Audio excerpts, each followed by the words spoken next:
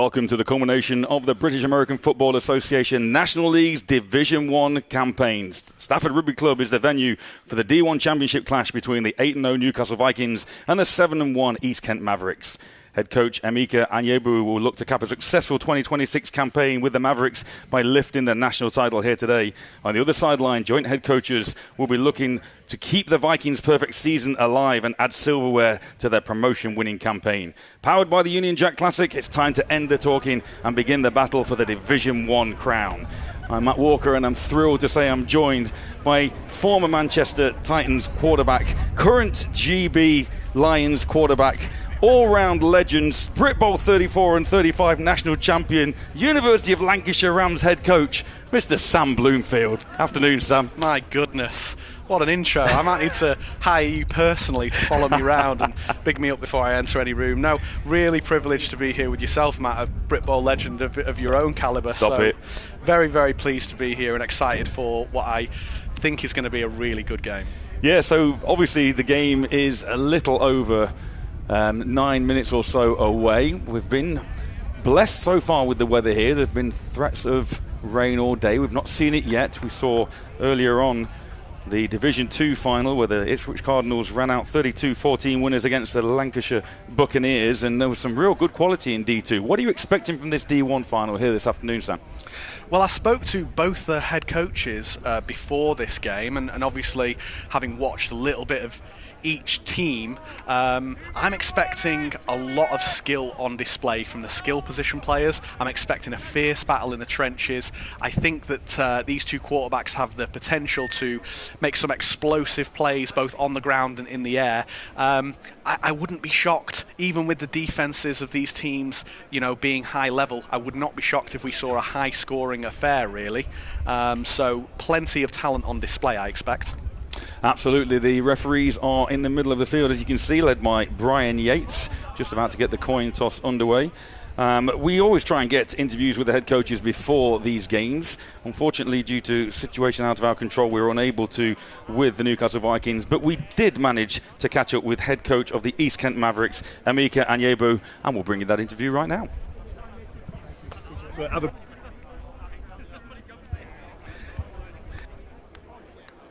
Delighted to say that I'm joined by East Kent head coach Emeka Anyebu. Yes. Coach, thank you ever so much for joining us today. First of all, congratulations on making it to the D1 title game. How are your boys feeling? We're feeling really good, actually, Matt. I mean, this is a good opportunity for the boys to really showcase their talents. I always tell them, this is your stage. I'm just a facilitator. So, yeah, I'm looking forward for them to. I love to see them play. I love to watch them play. So, yeah, this is the pinnacle. We're close to getting to the promised land, and the guys are ready to go. Yeah.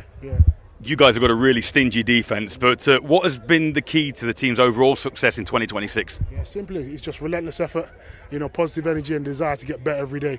These guys are hawks and hunters, especially on the defence. We set our tone from the beginning, from pre-season. We had a really good pre-season where we made it clear what our identity, what our culture was going to be, and that kind of took us steadfast throughout the season. Even when the times were difficult, we rallied, we stayed together, and we took it one play at a time, and this is where we are. Yeah. So.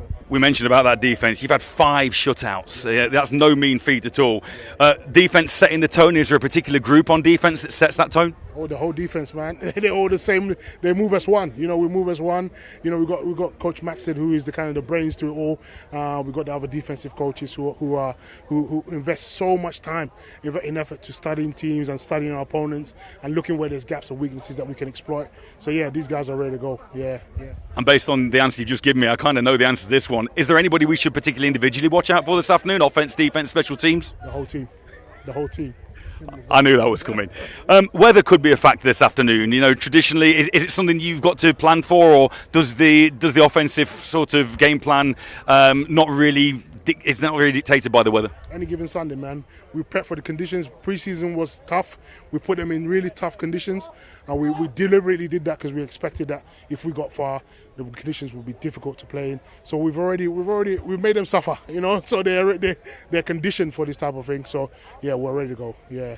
And finally, I've asked this of every coach today, and I will do of every coach moving forward. Have we seen everything that the East Kent Mavericks are going to bring in 2026, or might you have any surprises up your sleeve? Tune in. Simple as that. Tune in. It's showtime. Well, thank you ever so much for your time. I know your time before the game is really valuable, but Coach, thanks for your time, and we wish you all the very best for the game. So, thank you. Appreciate it. Thank you. It's great. Always great to speak to Coach Anyabu, Sam, and you could tell he was excited. His players are ready. He's got everyone really looking to get into this one. We weren't able to get an interview with the Newcastle Vikings coaching staff, but I know you spoke to Connor Joyce and Pete Nicol before the game. What was the sort of vibe from those guys? Yeah, I kind of asked them a little bit about their journey here today. After a tough year last year for Newcastle, they mentioned that they got some early momentum, but there were some long breaks in the middle of that season, as we see the captains coming out here. And he mentioned that those long breaks were really tough to keep practices competitive and well attended. But essentially, they kind of carried that momentum through. And Connor Joyce did mention that some of those playoff games were not quite the level that he's hoping for, especially from his defence. So I hope it's a great game. Now, we could have thunder and lightning, and if that is the case, then we get a 30-minute delay until the actual storm's gone, okay? But we'll keep a bridge with that. Hopefully it won't miss us. East Kent, you're the visiting team, you'll be calling toss. That's the coin, that's heads, and that's tails, okay? There's your heads, and there's the tails, okay? What's your call? Tails. Tails is called. And it is a tails. Okay.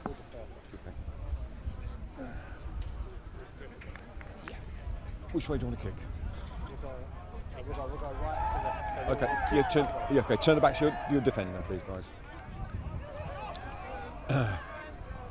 First half option is with Newcastle. They will take the ball. Very best of luck, guys. Enjoy the day. So there we go, hearing from Brian Yates, who very rudely interrupted there, Sam, with the coin toss. But the Mavericks won the toss, they deferred, and Newcastle therefore will take the ball. Yeah, carry on with those thoughts from the Newcastle Vikings head coaches. Yeah, it was, head coach Joyce mentioned that those playoff run that they've been on is perhaps not up to the standard that they would expect of themselves, and so they're hoping after a couple of weeks or two break here that they're going to come out with a bit more fire and intensity. But he did mention he's hoping that his D-line and his offensive line play, based off what they've seen from East Kent, should be the real stars of the show for them here. So you'd expect them to be relying on the legs of Eden Harrison, their running back, and I wouldn't be surprised to see Bulmer, their quarterback. He likes to run the ball, so I asked head coach Joyce as to if there were just a few seconds left in the dying moments of the game, who do they want the ball in the hands of, and he very quickly said Eden. Yeah, interesting. Eden Harrison, 69 attempts, 595 yards and 9 touchdowns on the ground, 3 receptions for 76 yards and 2 through the air. And you mentioned about Bulmer there. They've used 3 quarterbacks this year. Henry Bulmer through 6 games, 532 yards and 8 touchdowns as this Division 1 final gets underway. And the ball is already on the ground, and that's a turnover right on the opening kickoff. Number 81 for the Newcastle Vikings, that's Jonathan Marfisi.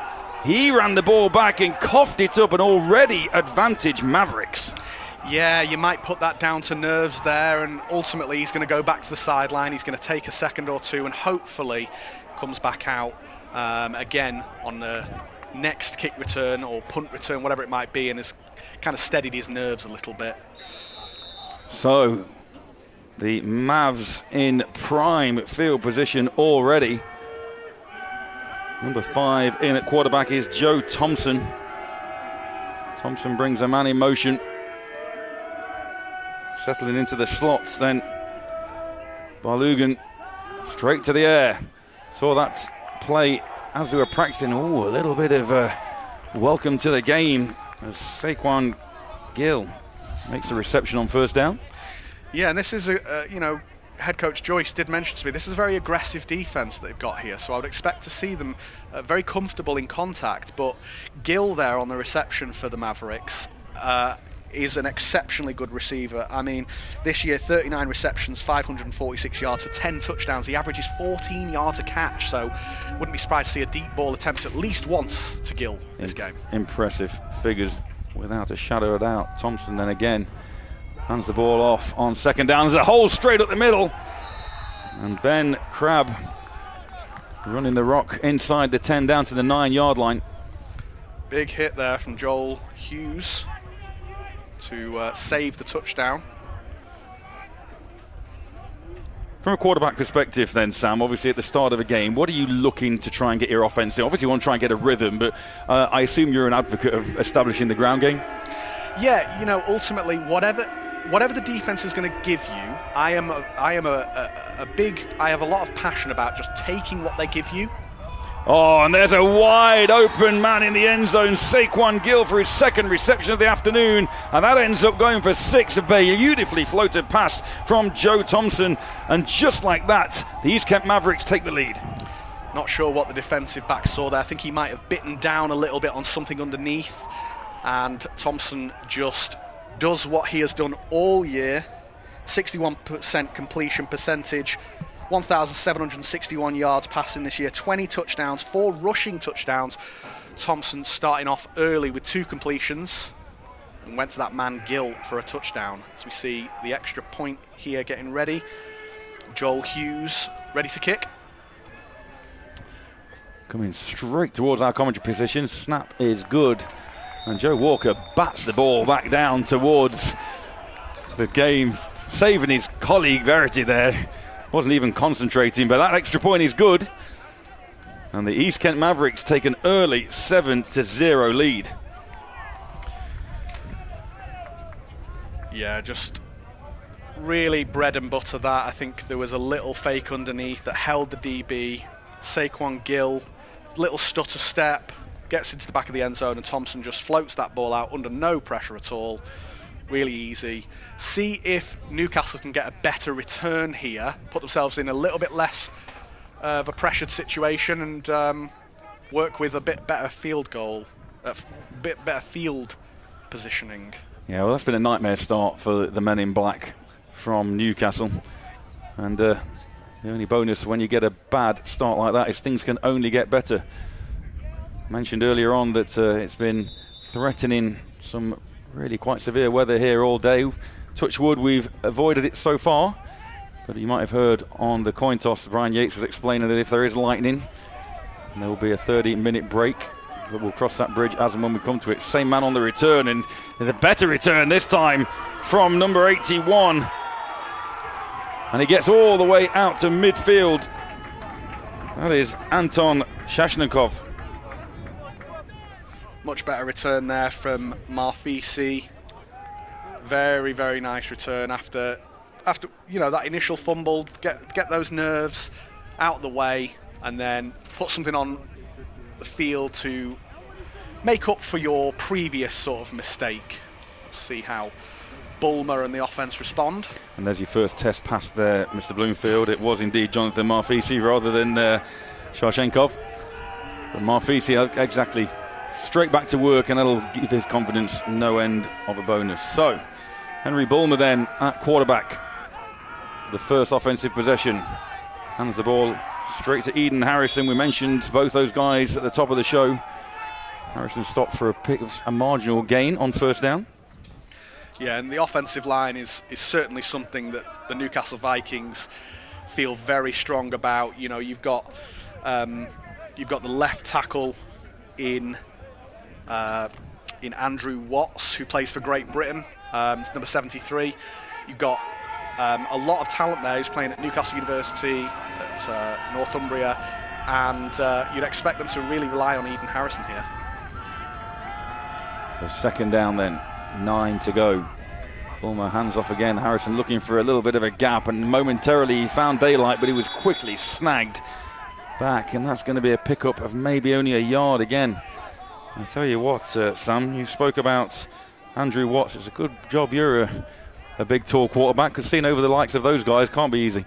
Oh, at GB practice, it's there's a number of times I've almost hit Andy in the back of the head, and he lets me know every time. But Bulmer is unfortunately not too much taller either, and so we'll see how they're going to address the issue of this Mavericks defence. Been swarming to the football so far. Big third down upcoming for the Vikings as the skies darken here at Stafford Rugby Club. And the Vikings find a bright spot. Nice pass out to the perimeter, and that's complete and looks to have enough for a first down. Better from the Vikings in their offense. Just after that inauspicious start, you just need to calm a little bit and just, Pete Nicol and Connor Joyce just need to kind of go long time left, just stay calm. Don't need to go away from the game plan. Yeah, good timing on the pass there as well. The receiver got out there. He breaks. Bulmer is sat patient, sees the DB playing off, puts the ball outside. It's nice delivery and nice timing. So first down, Vikings.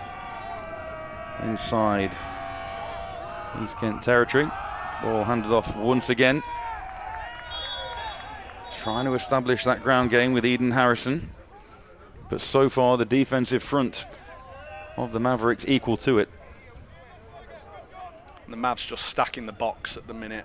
Trying to make sure they've got as many players in that box close to the offensive line as possible to deal with the running attack of the Vikings. Basically challenging the Vikings to say, okay, we're going to take away the run, you've got to beat us passing. Absolutely. And obviously the Vikings don't want to become one-dimensional by any stretch. 2nd and 9, 2 receivers either side. Anton Shashenkov in motion, back to the ground again. Maybe a pickup of 3, bringing up another 3rd and long. Managed to convert on that out route earlier on, and it's going to fall, you would have thought, on the arm of Henry Bulmer to convert again. Yeah, I think that with single coverage to the receivers, at some point to win a championship game, Bulmer's going to have to make these passing plays happen, or we do know that Bulmer likes to rush, so maybe he'll call his own number. Needs 6 then on 3rd down to keep this drive alive. Going to the air, to the short side of the field. Reception made once again. Not going to be enough for a first down though, and inside the 40-yard line, it'll be interesting to see the decision from Pete Nicol, Connor Joyce, offensive coordinator Pete Nicol. Do you keep your offense on at this stage, Sam? I think with the teams that I have been a part of, the confidence that we have in our ability to execute to a high level would typically put us in a position where we'd be happy to go for it. It depends on if this Newcastle Vikings team have the same confidence on this 4th and inches. Yeah, that's what it says, 4th and inches, and it always amazes me when you line up 4th and inches and you're in a pistol sort of shotgun formation. Oh, nice hard count, and they're going to get five free yards and a free play. So they don't make the completion, but they get the second prize, and the second prize will be an offside penalty against East Kent Mavericks. And Brian Yates will tell us that will march the Vikings forward 5 yards and give them an automatic first down. Here is referee Yates. So 2 fouls on the play. Offside, defence, that penalty will be declined. Personal foul, roughing the passer. Number 8, defence, 15-yard penalty, automatic first down. Interesting call there. I didn't see that late to hit, or that roughing the passer. Here we go. Let's have a look at it again here. There's the jump. Who comes through? Oh, yes. Our ball, eyes obviously following the ball, and we don't keep an eye on the white-shirted D-end who comes in to lay the boom on the QB. Fard with the infraction for East Kent gives them not just a fresh set of downs, but some significant field positioning here as we see the Vikings coming out to huddle, see what head coach Nichols has in store. So here we go then, first down, just outside the 15-yard line. This is a good response from the Vikings, particularly after they've gone down to that early score. Ball handed off again to Harrison. He tiptoes his way through the middle. Good positive yardage on first down, keeping that playbook nice and wide open for second down. Like what I'm seeing from the Vikings. Again, talking about don't panic after that early score. And we know that Bulmer and Harrison can run this offense. And doing it effectively on this first drive. Yeah, and the best run of the day so far, early on yet, but you know, when you're in the red zone and the field is more condensed, it's typically harder to run the ball. So kudos to them for sticking to it.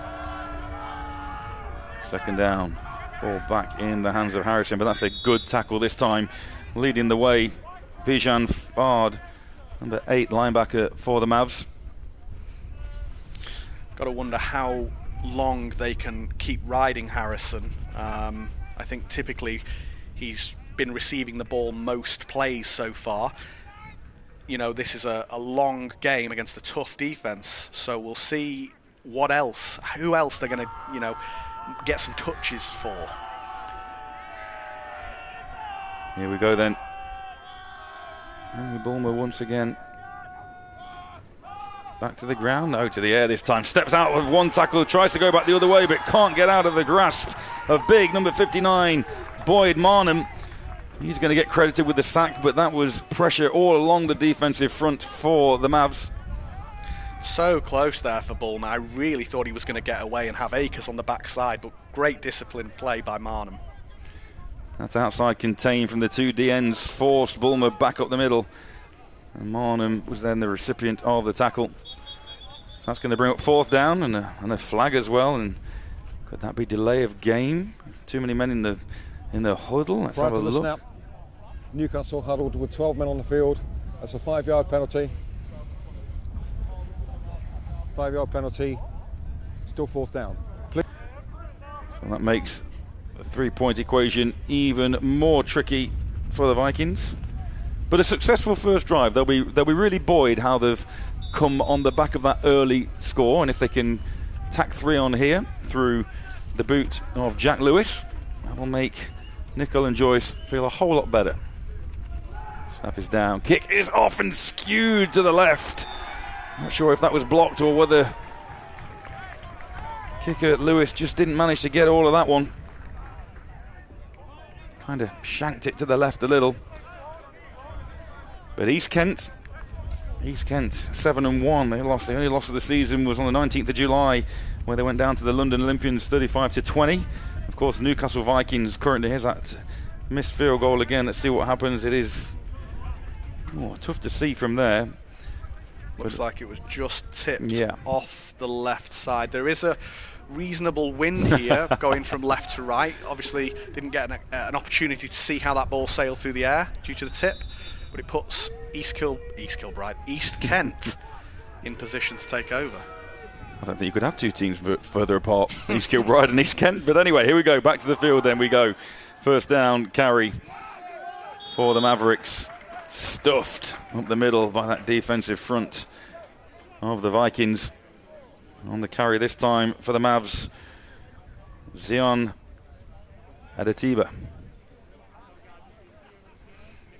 So yeah, the Vikings, they've scored 371 points, only conceded 51. The Mavs themselves have scored 340 and only conceded 47.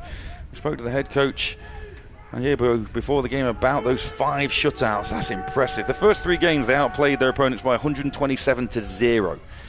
And that's an impressive outing for that defense. Yeah, and the Mavs, especially their skill position players, are chock full of talent. Really, as we see a shot to one of those players, that's Gill again. Joe Thompson calling Gill's number. The skill position players for the Mavs are really a very, very talented group. Offside. Number 94 defense. It remains 2nd down. And the Mavs themselves obviously scoring a great number of points there.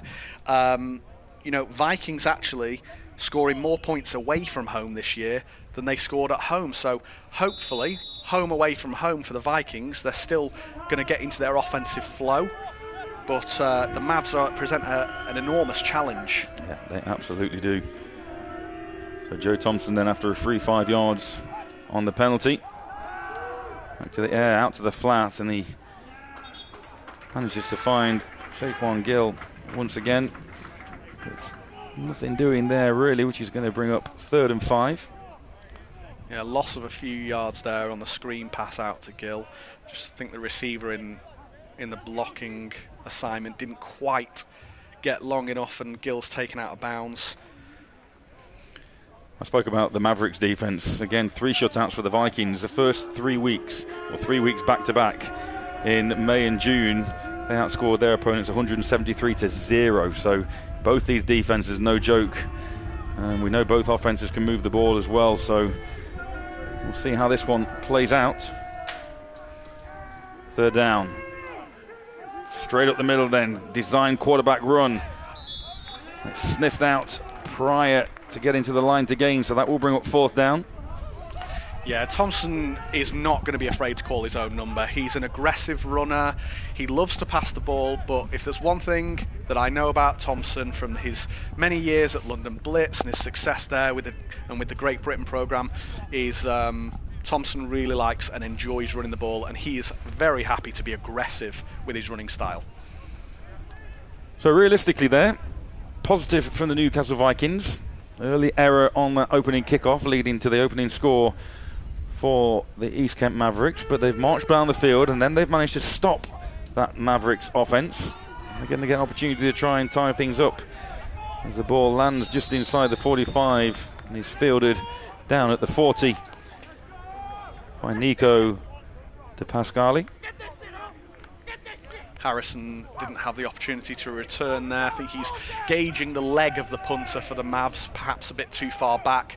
I imagine on the next one he'll stand a bit closer up and give himself an opportunity. Tell you what, Sam, getting awfully dark here.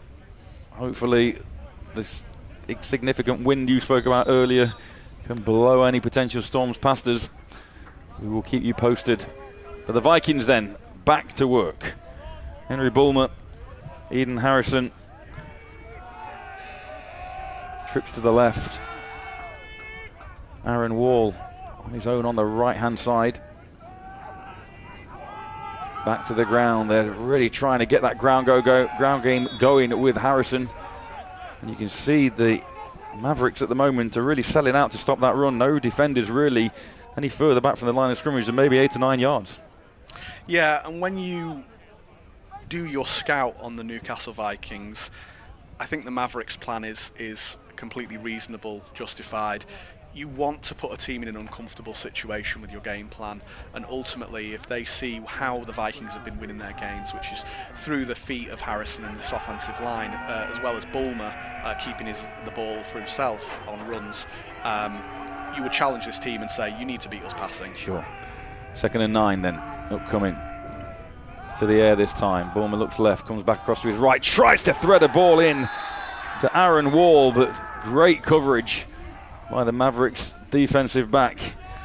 That's number 35, I believe, for the Mavs, Amin Tayo. Yeah, excellent coverage. DB's in a trail position here. Just as the ball breaks, he steps in front of that, gets the tip. Really nice coverage. I can see why Bulmer wanted this ball, but you've got to put it a little further in front to avoid the risk of that interception. So that brings up 3rd and long. And again, you kind of get the Vikings into a passing formation. Look at the threat of the blitz there. Straight up the A-gaps. They're right in our field of vision. Looks scary enough from us 60 yards away. I can only imagine how Bulmer's feeling about this. Ball handed off to Harrison. He makes the first man miss, and he gets close to the 50. That's going to be a yard or so short of a 1st down. And once again, we saw them go for it on 4th down previously. Well, they went for the on 4th down and converted, but then 50 yards away, 7-0 down. I don't know what I'm doing here. I think this is a little too early in the game. With a close scoreline, I think you get the field position. Ultimately, in a game where you are close with your opponents and it is a back and forth affair, I sincerely believe there are 2 things that make the big difference. There are special teams and there is penalties. They make the big difference in a close game. Punt the ball away, give your defence the best possible opportunity to come out of this without a score. Would you have been looking to the sideline there and going, I can tush push this, coach, I can... I would have been hoping, yes. Whether that's the wise decision to make with my coaching hat on. Newcastle, they're first, 3 minutes, 15 seconds left, quarter number 1. First time out then for the Vikings. You heard referee Yates, and it's a good opportunity for us to give a shout out to our officiating crew. We thank the British American Football Referees Association, who provided a full crew, as always. Head referee Brian Yates with Henry Richardson, Stuart Taberer, Dean Wright, Paul Todd, Ben Gadsby, Ian Rogers and Ali May. Some very familiar names there if you've been following British American football over the years. And the evergreen Brian Yates, who just keeps going and going and going. All credit. And very much has every game he's in charge of under full control. So timeout for the Vikings. They come back for that. And as you've suggested with your head coach hat on, probably the right decision is for the Vikings to punt. And Jack Lewis comes back on for the kicking duties. High hanging kick. And it takes, as it turns out, an East Kent bounce into the end zone, and that will be a touchback. So very much like the D2 game earlier on, the early stages of this, apart from that first turnover, kind of body blows left, right and centre, and no haymakers yet. Yeah, feeling out your opponent. You want to go out and execute your game plan, and but ultimately, when you're playing at this level, the margins are so fine. Yeah. If you're playing a team that perhaps isn't quite the same level as you in your division, you can make a little bit of a mistake here and there, and still things might work out well. But when you're playing at a higher level, the DB is closer, Sure. the linebacker is within tip ball, distance. Those margins just get finer, and so you need to execute to an exceptional level to make anything happen in games like this.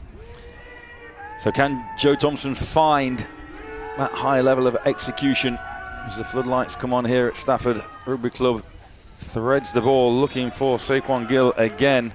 And again, good trailing coverage by the DB. That time number 26 for the Vikings, Chris Jamby. Yeah, what you might start to see happen is this defense of the Vikings might start to double team, or you might call it bracket Gill, because Thompson has made so many attempts his way. What that might do is open up more for the running game or the other receivers, draw the attention to Gill, and then target your other playmakers. Second down, Mavs. This time the ball on the ground. Beautiful jump cut, left then right, and that is number 81. And anybody who's been watching the American Football League Europe will recognise Tyrell Bovell, who's been playing for the London Warriors. Indeed, was playing last night in Vienna. Now watch this jump cut. Yeah, showing his quality there. Bovell, really a cheat code for this Mavs team, and you wonder with him playing a game for London yesterday, how much is he going to be used? If you're the Mavs and this game is in the hands, you really want to feed him the football, because he's an exceptional running back. And swing it out to Bovell this time. He picked up a first down on that previous play. This time shepherded to the sideline quite easy. 19 carries for 98 yards and a touchdown last night in Vienna.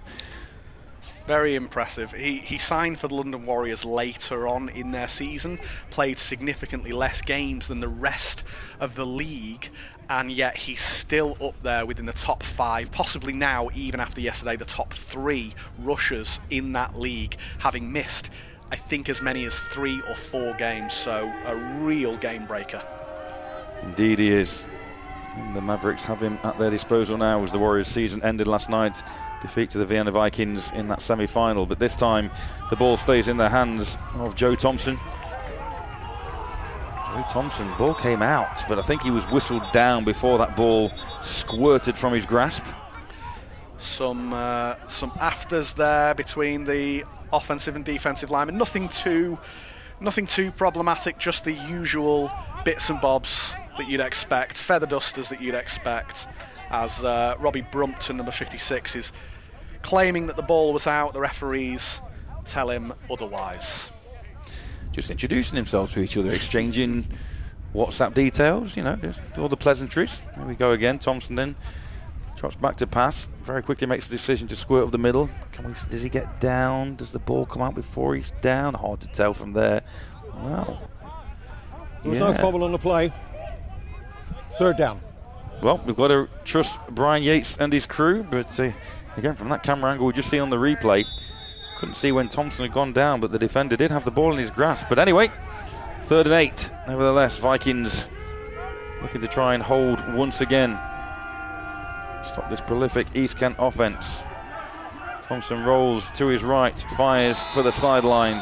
Oh, and that's a harsh call from our perspective. Harrison Gilroy, the DB there, and another flag comes out, and that's going to be unsportsmanlike conduct, I think, against the Vikings bench. But I think that's going to be called PI to begin with, Sam. We'll see. Yeah? Yeah, I think that it's possible that it's the Vikings bench. I think I saw a player kind of being asked to move back and calm down. Also, the Mavs player on the floor, perhaps it could be taunting. Tough to know from here. But, yeah, either way, we're about to see, I think, a 15-yard penalty on one of the teams. I definitely think Harrison Gilroy got to the receiver before the ball did and gave him a nudge in the back. But here's Brian Yates. Pass interference. Defense, number 3. 15 yards, first down. Dead ball foul. Unsportsmanlike conduct. Number 88, the offense. That's his first unsportsmanlike conduct foul that counts towards ejection. Yeah, so that will have been a taunting penalty on number 88 there. I think that 2 penalties on the teams there that are quite impactful, but it's going to result in a first down for the Mavs, but field position shouldn't change too much. So the Mavs get a fresh set of downs here.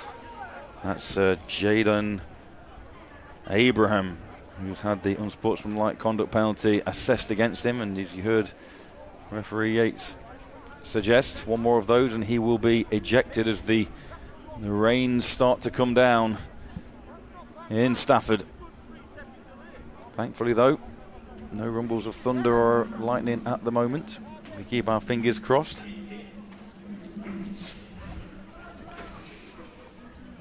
So as they sort all those 2 penalties out, Brian Yates with his record paper out, trying to make his notes. Might be a bit trickier now. I'm not sure if it's as visible on stream as it is here for us, but it is coming down fast, thick.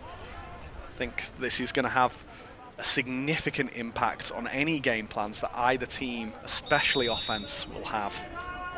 This is where Tyro Bovell will be really a useful weapon, but that football is going to become slippy, even for the most experienced of ball carriers. So here we go then. Thompson, he tucks it up his jumper and tries to get what he can. And that's not going to be very much. Good push from the offensive line to give him a couple more there. But what's interesting to me in conditions like this is always the skill position players on offense that keep their gloves on. It's very tricky, unless the ball is prepared exceptionally well, to deal with a football in these conditions with gloves on. So I wouldn't be surprised to see some of those receivers, especially, Bovell's still got his gloves on as well, maybe struggle a bit with this ball. The only bonus is that we're playing on turf here, so we're not going to get any conditions deteriorating underfoot per se, although it may get a bit slippier. Ball in Bovell's hands. What a cut to the left again. Great vision, balance, low centre of gravity from Bovell. Yeah, Baptista Borge just put on skates there just after we said that the conditions underfoot might not affect too much, but you can see here, Bovell just gives him the shimmy and he's away for about a 6-yard gain there. And that right there, Sam, is the end of the first quarter, which has gone very quickly. And other than that initial error from the Newcastle Vikings, this has been a defensive battle, and with the weather conditions deteriorating, it may well continue to be so. We've got 2 great defenses, 2 great offenses, but at the end of the first quarter, it's the East Kent Mavericks 7 and the Newcastle Vikings 0. Yeah, and with these 2 powerful offenses that have been scoring almost at will in their divisions, it's probably within our nature as football fans to overlook the defensive side of the ball, but these defenses, as you mentioned pre-game, have been very, very stingy. Vikings only conceded 51 points, I think, on the season. Mavericks, something very similar, 47 points on the season. So is it a surprise, I suppose, to see these defenses stepping up to the challenge? Maybe not. No, I totally agree, and these guys haven't necessarily come up against offenses necessarily as high-powered as this, but I always say defense wins championships.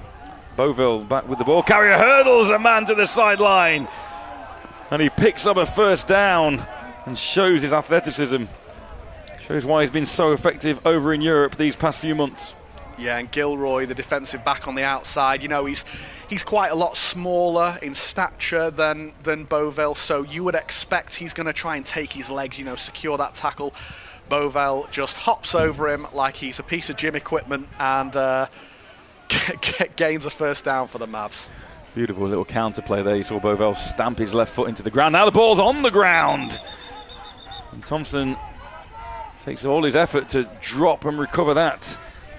As big number 94, Joel Marduri, was eagerly trying to get himself on the football for the Vikings. And there's the first sign of these difficult handling conditions. Yeah, and you always hate to see these plays where a quarterback is going to lie down directly behind the offensive line, because you can get some nasty injuries to the legs of the offensive and defensive linemen here. Thankfully, 66 and 72 for the Mavs come out unscathed, but those conditions twice now have caused problems for these teams. That ball just never got off the floor from the centre to the QB on that shotgun snap. Threatening blitz from the right side of the line. There goes Beauville down the middle. He's at the 50, breaks a man. Oh, and that's a face smash penalty going to come out there. Ball squirts loose. Picked up by number 80, Kay Dennis. But that is definitely going to be a personal foul, 15-yard face mask penalty. And again, Beauville showing his worth. Just the patience from Beauville, and then as soon as he sees that opportunity, he fires up the hole. It's really exciting to watch a running back understand the game to the level that he does, and that's why we've seen him go from success to success, all the way back to East Kent when they were in Division 2 against Shropshire in the final. We watched that game, we watched Beauville take over there, and he's just moved from success to success all the way up to the London Warriors, Great Britain programme. You know, you'd be expecting his name to be part of that Great Britain squad that's taking on Finland later on this year. That you'll be leading. I hope to be the person on the centre leading that, but will. Face mask. Defence. That will be that occurred before the fumble, so therefore we're going back to the spot of the fumble, 15 yards from that spot, first down. You're always going to get a nice, clear explanation from Brian Yates. So Beauville went through, and we'll see. And you, to your points, look at him explode. He finds the gap, puts his foot, and he's gone. And he's just very elusive in the hole. And face mask happens right there, and then the ball comes out. So the penalty will be from where that fumble occurred. 15 yards tacked onto that. But yeah, we saw in the D2 game, some of the running backs were kind of a little tentative before they hit the hole. Beauville just sees the gap and goes, makes that decision instantly. Yeah, no hesitation at all, and I think that it makes such a difference being that direct as a runner. So the Mavericks then back on the march. First down. Just about on the 20-yard line of the Vikings. Beauville with the carry once again, this time, well, he's snagged initially and then just keeps those legs driving. Just so strong, that low centre of gravity. Yeah, looks completely stuffed in the backfield by the two Newcastle Viking defenders, but that just shows his calibre. He made something out of not a great deal there, and Mavs have got to be feeling confident about how Beauville is looking so far. So second down. Decent defensive effort there on that previous play. Motion is Barlugan. Two receivers inside, throws to the left-hand side, and defender falls down, but fortunately for that DB, the ball just underthrown. Gill looking to try and haul in his second touchdown of the afternoon. And to save the embarrassment of Chris Jamby, that ball Offside. Just a little underthrown. The right defensive end, 5-yard penalty, and it remains second down. Again, though, great awareness from Thompson to recognise he got a free play there and just put that up for grabs. Yeah, just a little underthrown to Gill, but, you know, in the conditions, you might get those from time to time. They'll keep going back to Gill. He's shown over the course of the season that he is a very reliable receiving threat, especially deep threat, that 14-yard. I can't get it out of my head. I'm flabbergasted by 14 yards per catch for a receiver that has got so many receptions on the year. That's phenomenal. That's a great average. So then 5 yards on that occasion. Thompson this time back to the ground and Brilliantly defended that time. Boville, as good as he is, cannot get out of the grasp of that big defensive lineman. You had a number on that one, Sam? I think if that's number 62, that might have been Tyler Miles. Let's have a look again here. Yeah, you're right. Tyler Miles on the tackle there. He's actually listed on here as an offensive lineman, so I wonder if he's playing both ways or whether they've made a quick switch. And a good decision there to play Miles, because he gets a great tackle on a semi-professional running back. That's got to feel quite good. Tackle for a loss there for the Vikings defender. This time, where is the ball? It's still with the quarterback. Thompson faked the jet sweep and then held on to it himself. And again, great penetration. This time, big number 94, Joel Marduri. Yeah, this Vikings defense, as mentioned by head coach Joyce, he did mention the interior of this defensive line, in particular Maduri and Isaiah Shebioba. Very, very talented defensive line interior, and if they can get more consistent with these tackles in the backfield, with the penetration that they're getting, they're going to slow Boville down, and they're going to have to rely on the arm of Thompson, which we've seen is very good, but these conditions, and coupled with the fact that, just trying to complete passes in general at this level, it's going to be a more difficult challenge. They've, I think, got to slow down this rushing attack for the Mavs. And ultimately, they're doing that, just not with the consistency they need to, perhaps, to keep them out of field goal range like they are now. Indeed.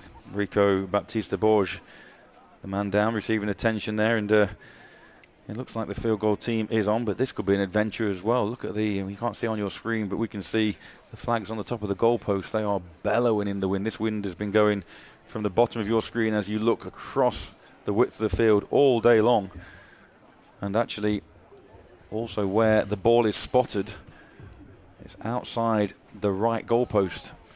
So when Joel Hughes comes on to kick, as it looks like he is doing, number 11 for the Mavericks, he's going to have to play the angles game and account for the wind. Yeah, and Thompson having a chat with offensive coordinator Adam Lillis here, Thompson the holder and obviously the quarterback. I wouldn't be upset if we saw some razzle-dazzle. Perhaps a bit too early here. Maybe get the 3 points on the board and give yourself a little bit of breathing room. But also, just for the fun of the game, it would be very Adam Lillis-esque if he was to call a little bit of a trick play here. Well, it is a shame when we've had such dry weather all summer long and you get to the culmination of these National League seasons and we maybe get the weather interfering with what we might see, and the execution becomes more difficult, if you said, and ordinarily you might get some razzle-dazzle as Rico Baptista-Borges heads to the sideline under his own steam. Looked like a finger injury or a hand injury there. See if he can make it back at all, but it will be a field goal attempt. This one's going to be from about 34 yards away. Interesting. The defense look as though they're going to put a rush on, but they're keeping a few players back, clearly concerned about trick play. So good hold, good snap, good kick.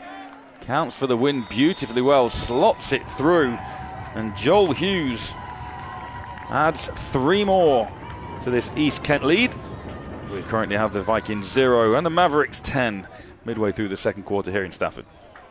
And this viewpoint that we've got here in the booth, Matt, is very unique to me. We're actually in the end zone of one of the sides of the field, and we're looking directly down the line of the post. So watching that ball go through the posts from this angle, a lot less up for debate when you're usually on your side view. Clear to see. Plenty of leg on that kick as well. I'll tell you what as well, Sam. Kicking a field goal in good conditions is not necessarily a straightforward thing, from the snap to the hold, getting the timing right. So to do it in these conditions with the rain and the wind and from 34 yards out. Yeah, the whole operation from snap, hold to kick, that has to be pristine. you have the rush and the pressure of the defence. So, you know, to execute, as you said, in good weather can be tricky. But with these conditions, taking into account for the wind, yeah, good job by Joel Hughes there. Execution of that field goal was good. Gives them a tiny bit of breathing room. And we'll see if the Vikings can cause some problems for the Mavs defence. John Ellender then kicks off with 11 minutes and change left in this first half. A good tackle from Prince Crab to bring down the returner. You feel Newcastle have got to maybe at least sustain a drive here and get a few points of their own just to try and keep things close. Although in the D2 game, as you see the good coverage from Crab in the D2 game, Ipswich had an 18-0 half-time lead, and that was cut to 4 points in the second half. Conditions were better, but Newcastle will be wanting to try and turn this one around as soon as possible. Yeah, and I'm expecting to see plenty of Harrison on this drive. I would like to see what Newcastle have in store in the passing game or in utilising other players. To get to this point, you know, they must have relied on more than just Harrison. And we can see that they have based on the numbers, but I want to see how they're going to utilise that in this game. So first down, high snap. Harrison gets the carry, starts off to his right, then cuts back to his left and runs into a wall of white.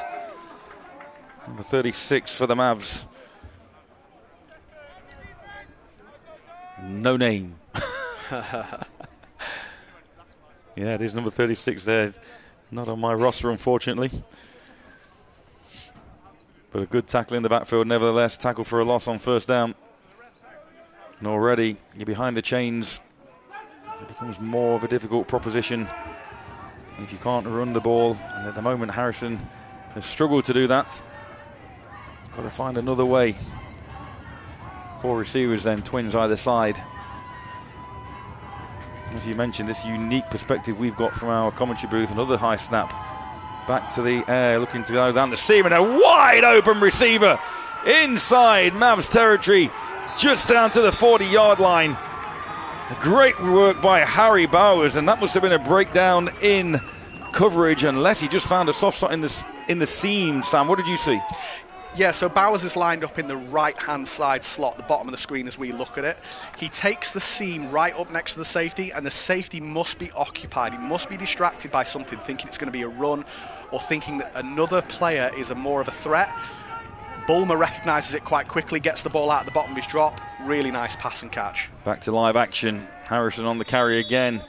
Pick up of 2 or 3. Good to see they're not getting away from the ground game, but now they will make the Mavericks think, oh, hang on a minute, we may well be stopping this rush attack, but we've got to respect the pass now as well. Yeah, and when a play like that happens, prior to that, when you've got a team like the Vikings who are just consistently running the ball with Harrison or short passes, your DBs, your defensive back and your secondaries, they can afford to play a little bit closer to the line of scrimmage, a little bit more aggressively, because they're not challenging you in the pass game. With a play like that, it forces everybody on the Mavs defense to back off a little bit. Jack Downs, the single safety, but again, he's only around about 11 yards away from the line of scrimmage. Ball handed off once again.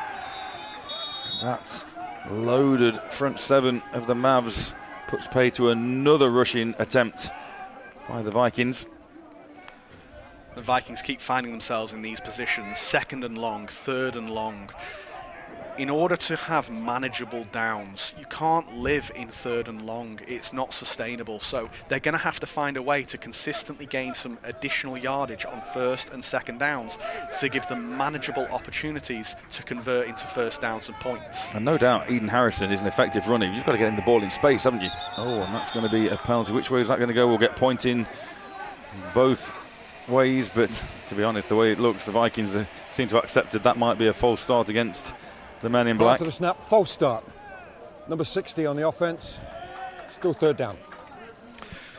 Yeah, shame for the Vikings there, because before the false start by J.D. Booker, a load of Mavs did jump offside, but I think that because of that early movement at the same time, they're always going to go with the false start first. And Ryan Yates appears to have forgotten to turn his mic off and deafened us up here in the commentary booth, but nevertheless, that was James Robson, incidentally, who was on the false start for the Vikings. You've got me there. You got me back there, man. 1-1. Here we go then to the air. Got a man, beautiful laser of a pass into big number 19, Aaron Wall. And we said that the Vikings need to find another way to move the ball, and Henry Bulmer, even in these tricky conditions, puts that one on a rope to Wall. Really nice. And if you watch the replay here, we're talking about those margins. The space available for Bulmer to fit this ball in is so finite. And the fact that he managed to get that in, he's under pressure, the conditions aren't great, really nice quarterback play. Oh, absolutely. 4 defenders around him there. We've seen a lot of these balls float today, but that one stayed nice and low. The trajectory fired it in to that small gap, as you mentioned. So now Bulmer looks back to his sideline and calls a timeout. Doesn't like what he sees. And the East Kent Mavericks like that a lot, as you see number 4, Ian Whitehead, applauding.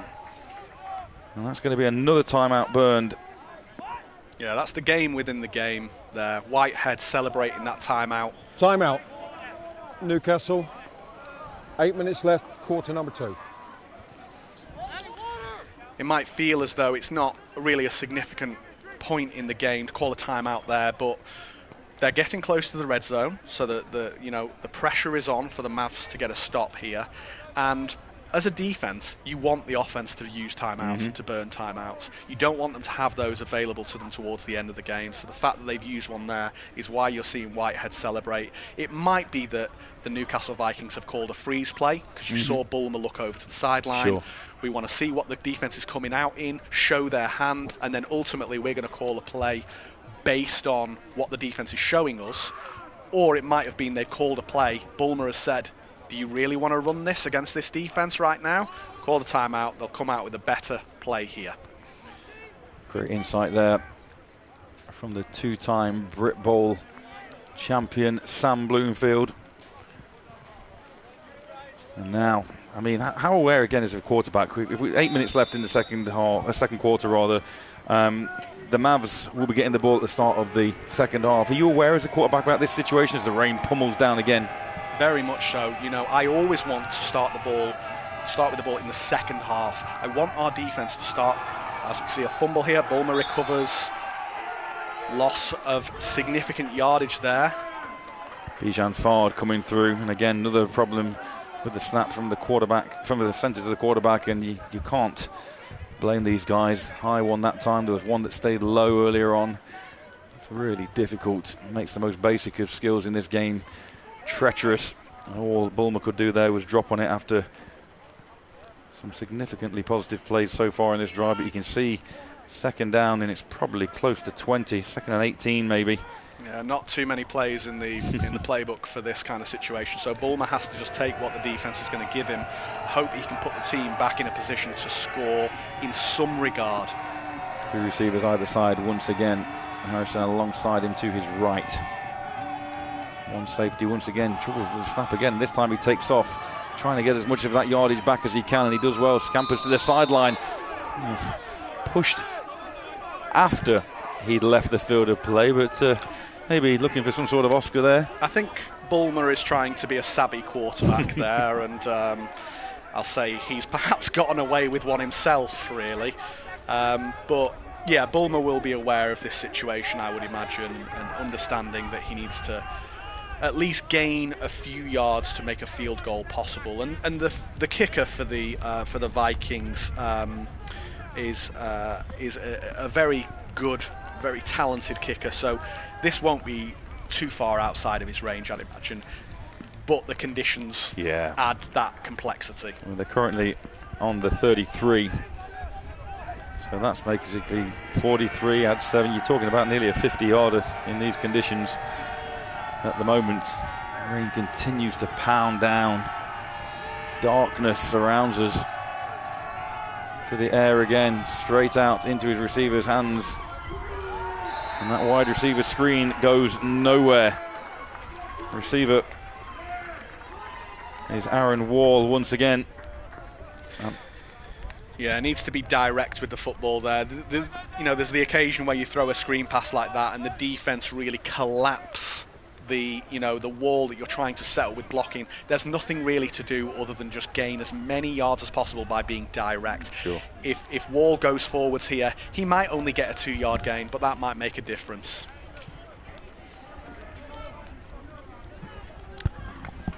So 4th down, the offense stays on the field. 4th and 15.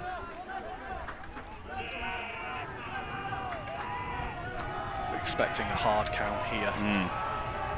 There it is. Now going up top. And that one's almost intercepted.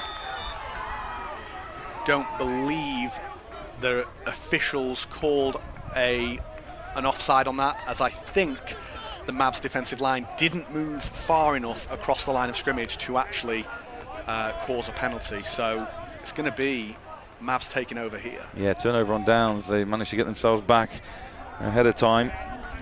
And Amin Taiwo broke the pass up. Like I say, nearly picked it off. Bulmer, so hard to throw in these conditions, and it's kind of hit Taiwo smack in the face mask. You can see on the screen how treacherous it's become now, and obviously it's hard for both teams. So, there could be errors on both sides. What are you going to do? You're going to hand the ball off, obviously. Look at those legs still keep driving from the halfback on that particular play. Yeah, and the Mavs have a stable of running backs that they can rely on to really, push the pile and get this offense downfield. It's not just Beauville. Beauville has not been there for most of the season, and the Mavs have relied heavily on this run game. So, there's a lot of people they can call on here to keep this offense moving. Zion Adetiba, that carry, goodness me. It's bad from where we're standing, but then I glanced down at my screen. It's almost like there's a curtain in front of the action that you're watching. Just under 5 minutes remaining in this first half. Ball handed off once again. Adetiba tries the right-hand side, picks up maybe 4 yards. And I think we're just going to see a lot of stick it up your jumper in these next few moments. Hope the rain abates. It does look a little brighter. I think this game will, if the conditions stay like this or get worse, is one for the true football fans to stick around for.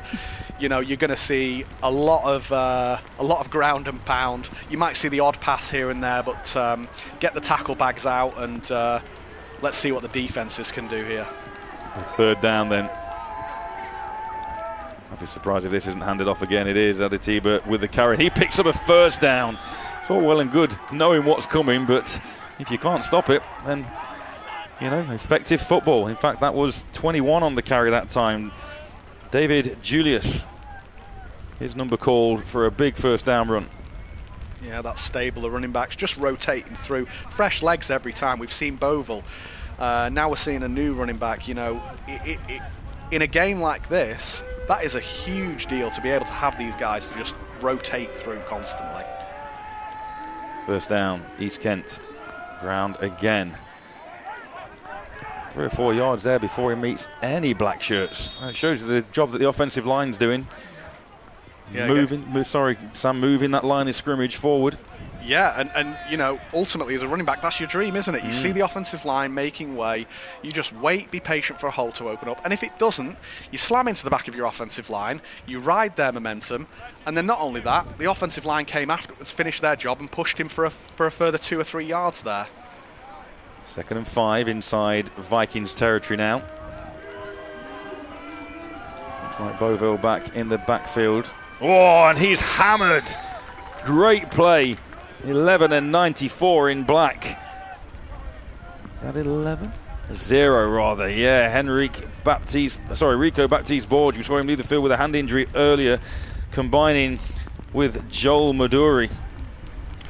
Yeah, and these guys have got Premiership experience from previous years with Newcastle, and Borge has also had experience with the Sheffield Giants for a long time in the Premiership. So, this level is not alien to them, but I'm not sure how many games, you could probably count on one hand how many games you played in conditions like these. 3rd and 7. Ground again maybe. Beauville back there to the right of Thompson, making some last minute adjustments, and then a timeout called by the East Kent Mavericks. Coach Lillis, offensive coordinator. Timeout. East Kent. 2:38 left, quarter number 2.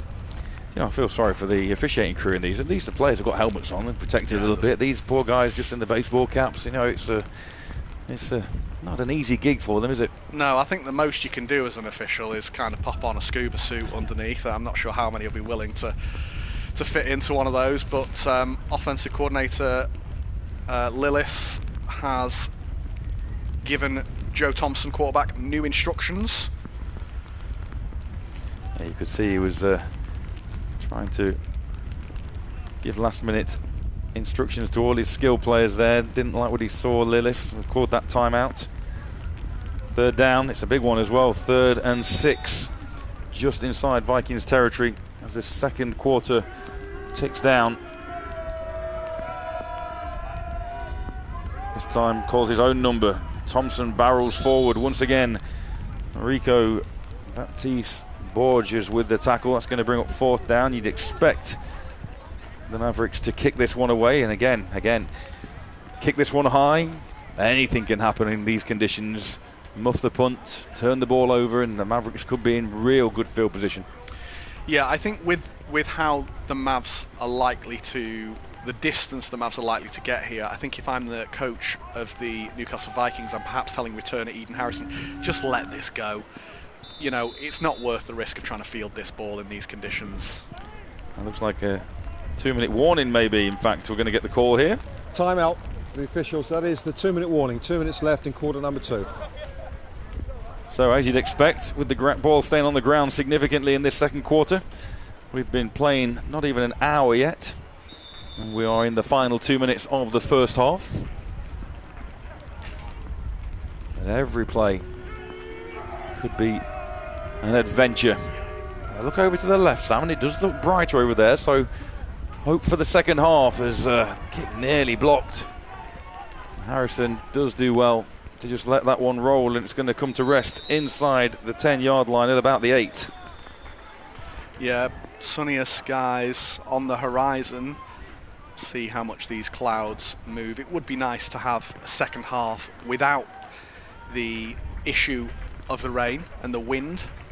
See these teams at their absolute best, because we know that they've got some serious passing prowess on both of these teams. You think as well, obviously both these organisations, East Kent obviously travelling a significant distance to Stafford, but Newcastle themselves as well. Kind of nice that we are in Stafford in the centre of the country for them both, but it's a long way to travel for your game plan, your playbook to be condensed as it's having to be at the moment. You expect to see the Vikings maybe just run this 3 times maybe, try and get to the locker room and reassess. And if East Kent are savvy and they get a stop for a loss, I would be aggressive and call timeouts. The field position problem here could be big. Harrison then a little bit of a gap this time, and he picks up positive yardage on 1st down. That's going to pick up maybe 4 yards. As you've mentioned there, no timeout being used at the moment. Yeah, give yourself a little bit of breathing room from the end zone there to the Vikings. And if I'm East Kent, I think with that gain, I'm happy to let the half go and just come out in the following series, hoping the weather's a bit better, hoping I can utilise the arm of Thompson. Just got to make sure you keep those errors to a minimum. Again, Harrison, another big seam, picks up a 1st down. And that's impressive from Harrison, working hard. There's not much of him as a halfback, but what there is effective. Just that burst. We talked about it with Bovell, but Harrison sees that hole, no hesitation, straight through. And that's a great thing for running backs to learn, really, is the element of patience, and then that single foot in the ground and just foot on the gas, go. 10-zip then. Coming up to half-time, ball on the ground once again. And this time, the ball is out, and I mentioned about trying to minimise errors, and that's a huge one. Harrison coughs it up, and the Mavericks now on the 25-yard line. They have an opportunity, depending on how brave they're going to be in these conditions, to extend their advantage. And the Mavs will be aggressive here. I think they wouldn't mind taking a pass attempt. You have single coverage from the defensive backs of the Newcastle Vikings, because you would expect everybody to just be running the ball. So why not take a shot here to one of your better receivers, Gill? He is at the bottom of the screen. You've just seen him go there. But what we can't quite tell on the bottom of the screen is the distance between Thompson and Gill might not look too great here, but it's at least a 30-yard throw. Boville then to the right-hand side. He's got room down the sideline. Tiptoes inside the 10, down to the 5. And just like that, Tyrell Boville adds to the East Kent Mavericks lead. And with the Mavericks getting the ball at the beginning of the second half, this spells trouble for the Newcastle Vikings. Showed his class there, single cut, and then he's just got the pace around the outside. There's nobody there for him. He had a convoy of players as well, as we've got an injured Newcastle Viking down. But a huge thorn in the side of the Newcastle Vikings there, looking to finish out the half, mistake-free. And they commit the sin of all sins, fumble the ball in their own sort of 20-yard line, and East Kent capitalise. Absolutely. Just while we have an opportunity, a reminder that these National Leagues powered by the Union Jack Classic. The Kansas Jayhawks versus the Arizona State Sun Devils, Saturday the 19th of September at Wembley Stadium. Two powerhouse teams from the Big 12 Conference facing off in London for the first time ever. Visit unionjackclassic.com for more information and to get your tickets in what should be a really exciting NCAA encounter in the nation's capital. Yeah, I can't wait for that one. It's going to be a very exciting game. Going down? I am. I'm going to be there, yeah. Hoping to be involved in somewhat in the sort of organisation of it all. But yeah, regardless, I'll be there for that game. It's a historic game, the first of its kind, and it's just that next step in British American football. You know, bringing the game up a level here. Absolutely. There was another game, obviously, over in Ireland yesterday with the North Carolina Tar Heels and Bill Belichick. Came away with a win. Did the North Carolina team there. Bill Belichick, after his first year, an interesting year with the Tar Heels, started off his season with a win. Indeed he did. That's all that guy really does, doesn't he? Wherever he goes. TCU Horned Frogs and UNC Tar Heels. As a Patriots fan, I have a significant relationship with Bill Belichick, and mostly just watching his YouTube interviews, really, and seeing his demeanour towards the reporters is always a very fun time as the Newcastle Vikings player walks off with the help of his teammates, and we've got a field goal, a PAT attempt here. Here we go then. Can Joel Hughes add the extras to take this out to 17 to zip as we approach half-time? The rain is definitely abated, still coming down, but much lighter. The skies are lighter. The extra point is good. East Kent Mavericks lead the Newcastle Vikings 17-0. Mere seconds left after that Tyrell Boville latest jaunt into the end zone. Here it is again. Yeah, just finds a gap off the right-hand side. As you said, shows his prowess and his experience. Just saunters his way down the sideline for 6. Yeah, nothing too strenuous for Boville there. Gilroy had the contain on the outside, but didn't quite secure that tackle. But, you know, we talk as though it's easy to tackle a player of Boville's character, of his calibre. I'm glad I'm up here in the booth and not trying to tackle him. Well, I'm glad I'm up here in the booth just because of the weather, let alone trying to tackle Tyrell Boville. Are you telling me you didn't bring a scuba suit? I'm not sure there's a scuba suit in my size anywhere in the UK. Kick-off then underway, and you'd expect maybe even... Oh, that's a fumbled, muffed return. Now hold on to that football, young man. Wrap it up. And he does that, gets back to the 10-yard line. I'll expect Bulmer, if there is any time left, just to take a knee, not risk anything, because as I said, 17-0 at the half. East Kent Mavericks getting the ball again in the start of the second half. And there's got to be some soul searching going on for Pete Nichol, Connor Joyce and these Newcastle Vikings. Yeah, interestingly, seeing quarterback number 12, Ryan Vale, come into the game. Unsure if there's a particular reason for that, if Bulmer's okay or if it's just seeing out this half appropriately, but yeah, new quarterback in for Vikings here to see out the half. Well, Newcastle have used 3 QBs this year, Bulmer, Jack Marshall and Ryan Vale, as you mentioned. Ryan Vale's played in 3 games, 17 of 33. My mistake. Bulmer is still in the game. Vale is in there as a receiver for this. Yeah, Vale thrown for 226 yards and 6 touchdowns himself during this season. And that could be, is that going to be half time, or is that going to, there it is. There's the half, as Brian Yates indicates, with the ball aloft. And I think it's a half-time break that the Newcastle Vikings will be pleased to see. Started off, as we mentioned, feeling each other out, apart from that initial error on the opening kickoff. And then, is it fair to say it's been all East Kent? I'm not sure, because 2 turnovers deep in Newcastle's own territory have led to 2 of those touchdowns. And then there's only been the field goal as the other points. Yeah, I think it has been a bit back and forth. The game has been played sort of between the 30s, really. And as soon as we've got into the red zone, the Mavs have capitalised on that. But, how are the Newcastle Vikings going to get into the red zone is my question. How are they going to gain consistent yardage on first and second down to make this game more manageable for themselves? Absolutely. With conditions, we've had a first half that's lasted an hour and 5 minutes. We're going to bring you some highlights from the first half now. There have been highlights. And it started right from the opening kickoff where the Vikings coughed up the football. The conditions were good at this stage.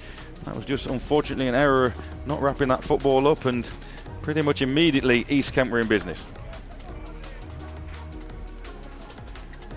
Yeah, so we just missed that first touchdown by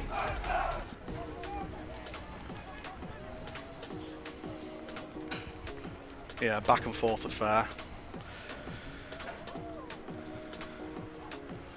Yeah, jump there, 5 yards. That was good coverage once again by the Mavs.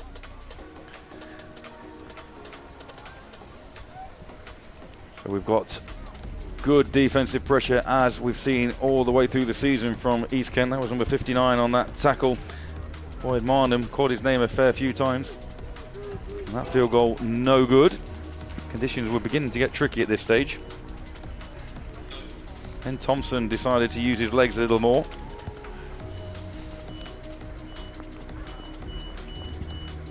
But by this time, East Kent were already behind the chains. Again, these DBs have been like blankets all afternoon on the Newcastle receivers. And then Bovell took over. Tyrell Bovell, fresh from the semi-final in Vienna last night. He showed his worth and why he's so difficult to bring down. Low centre of gravity, keeping the legs churning, quick decisions. Bovell, even before he scored the touchdown, showing his athleticism, hurdling players Saquon Barkley-esque.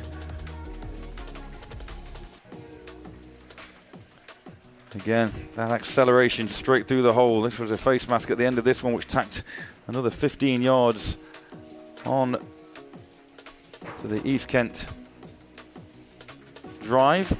Good defensive pressure there from the Vikings, forced the Mavericks into a field goal attempt, which was good.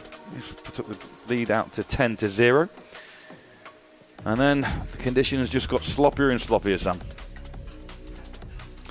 Yeah, it's just that inconsistency with Newcastle. We can see the big plays here, and they had another one not long after this to Wall. But unfortunately, it's just a bit few and far between at the minute. And again, you can't argue. I mean, East Kent have kept the ball on the ground pretty much. Bulmer and Harry Bulmer in the offense for the Vikings have had to be a bit more aggressive because they found themselves at this stage in a 10-point hole. Good coverage once again by those DBs. That time, Taiwo. But the defense for the Vikings has been staunch. It's just the fact that they had those 2 turnovers with a short field. There you go, another example of a Vikings defensive stop. That was Rico Baptista-Borge and Joel Maduri. There's a good first down pickup by Eden Harrison, who himself showed flashes, but at this point the weather was horrendous and he ends up coughing the ball up here. Yeah, and this just puts you in such a hole as the Vikings coming into the second half. And then Bovell does what Bovell does and has done all season long on the continent. He takes it in to extend the lead to 16 with the extra point added by Joel Hughes to give us our halftime score of the Newcastle Vikings 0 and the East Kent Mavericks 17. So I'm pleased to say that it does look like we've got brighter skies coming, all being well. We're going to be back on the field in about 15 minutes or so. We're going to take a breather, so don't go away, and we'll see whether or not the Vikings can come back into this one in the second half of this Division 1 national title game. We'll see you very soon.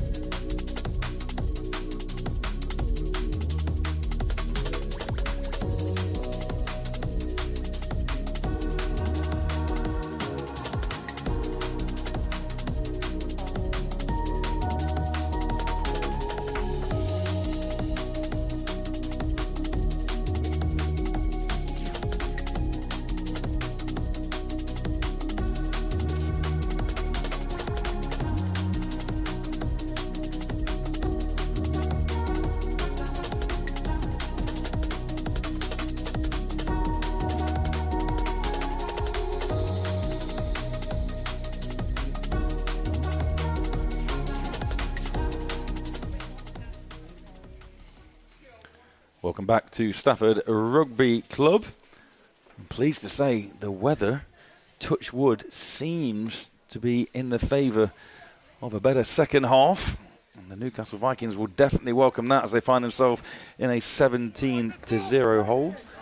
I'm joined by former Manchester Titans quarterback, current GB QB, and multiple Brit Bowl champion Sam Bloomfield. Just sum up that first half for us, Sam. Yeah, I mean, it's hard to talk about the first half without talking about the conditions, but they kind of came towards the second part of that first half. I think early on we had that kind of mishap by the Vikings that East Kent capitalised on, and that is kind of a summary of the game. It's been sort of, mistakes by Newcastle that the Mavericks have capitalised on, and there's been inconsistent play. The ball has been mostly between the 30s, but the difference being that Mavericks have taken these mistakes, they've taken the turnovers, and they've made something happen, scored points, 3 different scores, 2 touchdowns, 1 field goal, and ultimately, in this second half, the Vikings are going to have to find a way to move that ball. Now, with the rain currently stopped, we might get to see a bit more Bulmer passing the ball here, but outside of Harrison, I'm just curious to see what the Vikings might bring to the table offensively, because we've seen that stout defense from both teams. So we know that defensively they can both do it, but the war of attrition perhaps might start to set in here, and the Mavs being up can just run the ball and make it really difficult for the Vikings, unless the Vikings can put some pressure on by getting some scores on the board. We talk about football games being decided on 1 or 2 plays, and at the moment both those East Kent Mavericks touchdowns have come on real short fields, haven't they? 2 turnovers, 1 on the opening kickoff, then 1 from Harrison coughing it up just around his own 25-yard line, and short fields that the Mavericks, as you say, have managed to capitalise on, and they're going to have to try and find a way of shutting down East Kent, as well as they're going to receive the ball at the beginning of this second half. Matthew Knox, in fact, my mistake, it's Jack Lewis getting ready to kick things off for the Newcastle Vikings, and the second half is underway. Ball fielded then just about the 10-yard line. There's a seam down that left-hand side, and this could spell disaster right from the opening kickoff of the second half. Good tackle in open field by number 84 for the Vikings, Ben Story. But at the beginning of the first half, Sam, there was a disaster on special teams as the Vikings coughed up the football. And at the beginning of the second half, equal disaster. There's a big return, sets the Mavericks up with another short field. Yeah, that's tough. Momentum is something that occurs in a game that you can't really measure, but you can certainly feel it when you're down on the field, and you have your halftime talk as the Vikings, and you feel ready to come out in the second half and make amends, make a big play here or there. And Mavericks come out firing on all cylinders in good field position to start the second half. The rain has stopped. Thompson's arm is dangerous, and Vikings finding themselves in a bit of a tough situation to begin. Adetiba in the backfield then on first down. He gets the carry and goes laterally before he puts his foot in the ground and makes the first man miss inside the 20, down inside the 10, spins at the 5, and he falls into the end zone with a Viking underneath him, so didn't make contact with the ground on the very first play from scrimmage at the start of the second half. No fall. There is a flag in the backfield though, and this could be coming back. Holding. Number 75 offense. Still first down. And the Vikings sideline will breathe a huge sigh of relief, Sam. And Thompson was very animated going over to offensive coordinator Adam Lillis there after the play. Not sure if he doesn't like the play call for whatever reason, or whether, well, you can see there on the replay, number 14 for the Mavs, holding both hands up, Coca Belugan. Always a surefire sign that you have committed a foul when you stand with both hands in the air. Pleading your innocence, knowing full well that you are not. So, again, a bonus for the Vikings. They had a short field to operate with. That's a holding penalty which marches the Mavericks back 10 yards. At the Vikings 42 then, 1st and 20. Thompson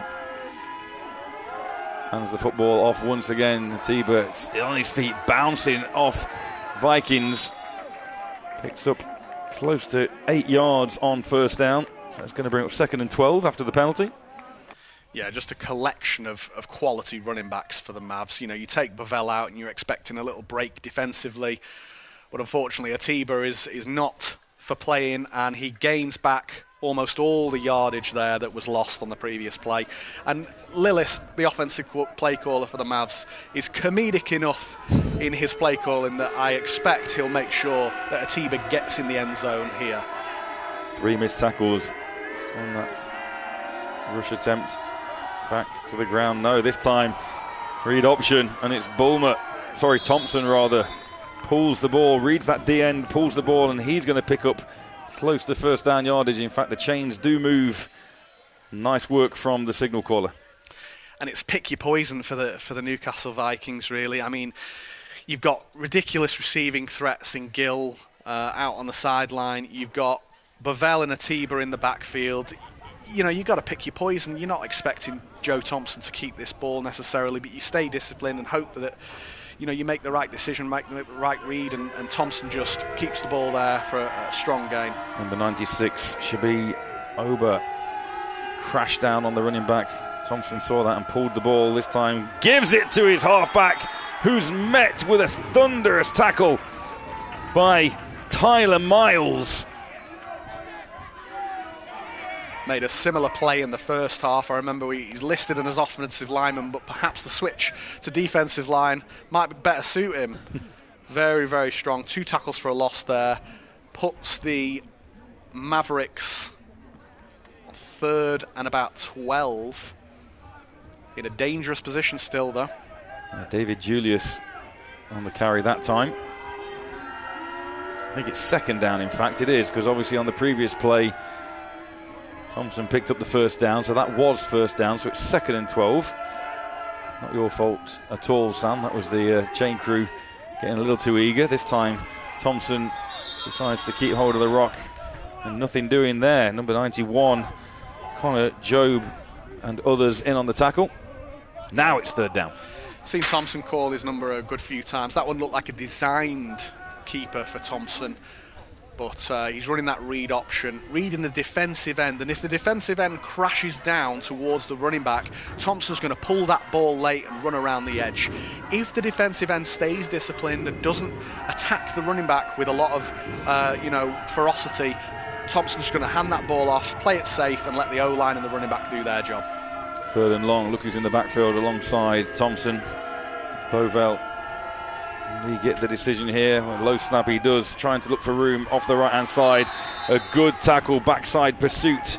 I mentioned his name earlier on for crashing on the running back, but that is Isaiah Shabioba. Yeah, great play there by Shabioba. He's actually chased from the backside there. We talked about Thompson reading that backside defensive end. Shabioba's come all the way over, pursued. He's got the speed. Another Great Britain player in Shabioba.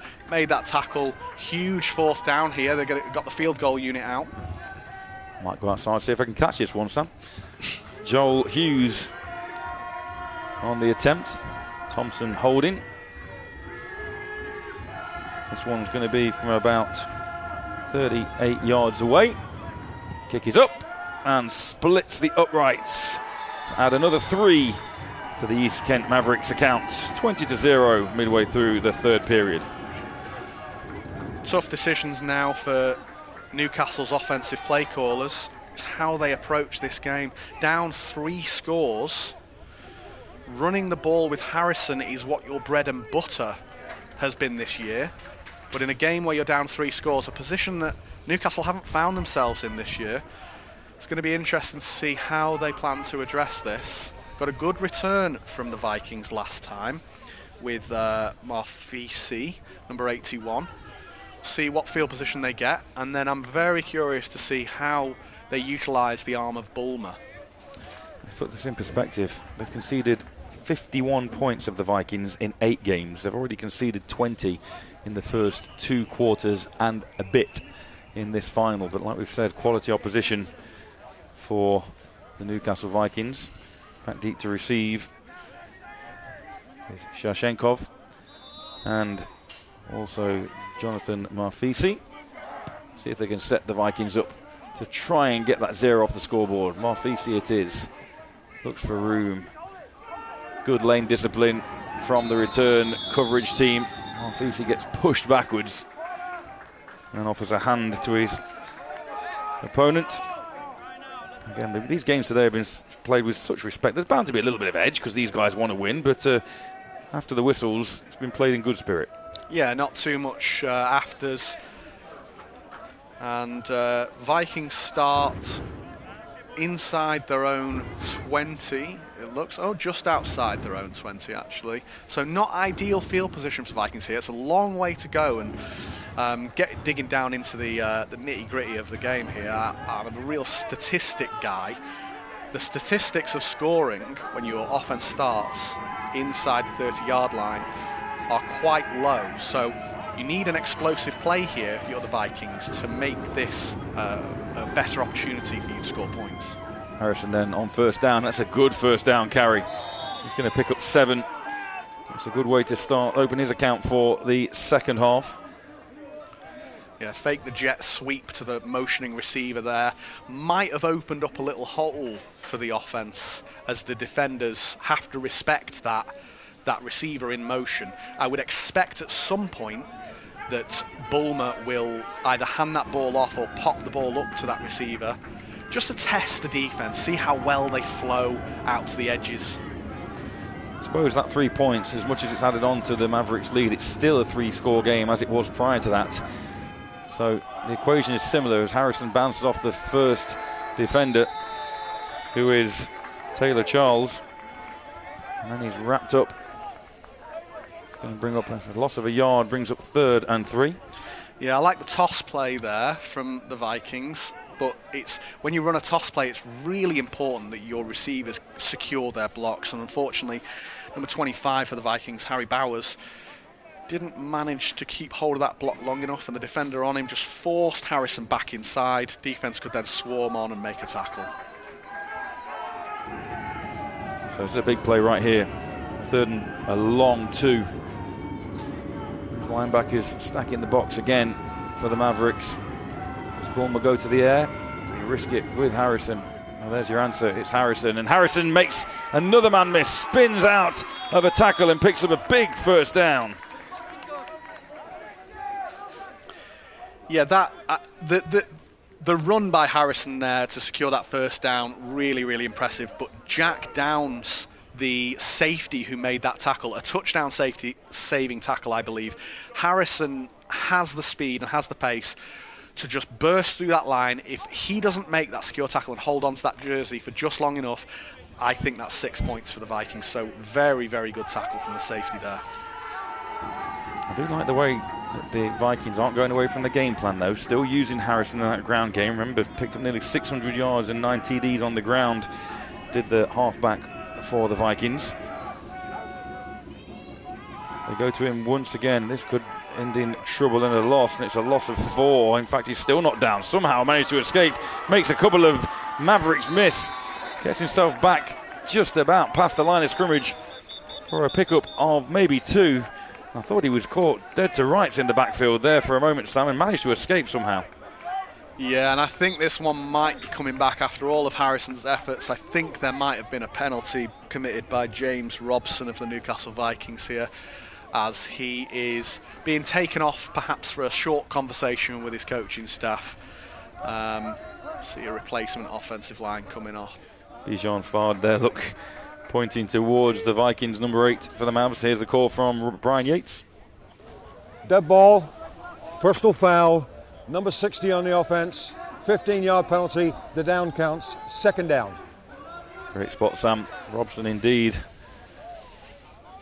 That's going to make that equation even more difficult now. Yeah, brings up around 2nd and perhaps more than 20 here, so very tough. Again, don't really have anything in the playbook called for these situations, so Bulmer's just going to have to take whatever the East Kent Mavericks give them.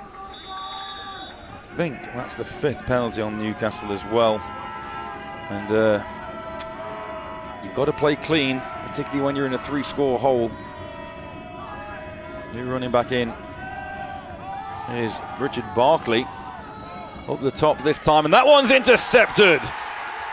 Jack Downs picks off the latest pass attempt from Henry Bulmer.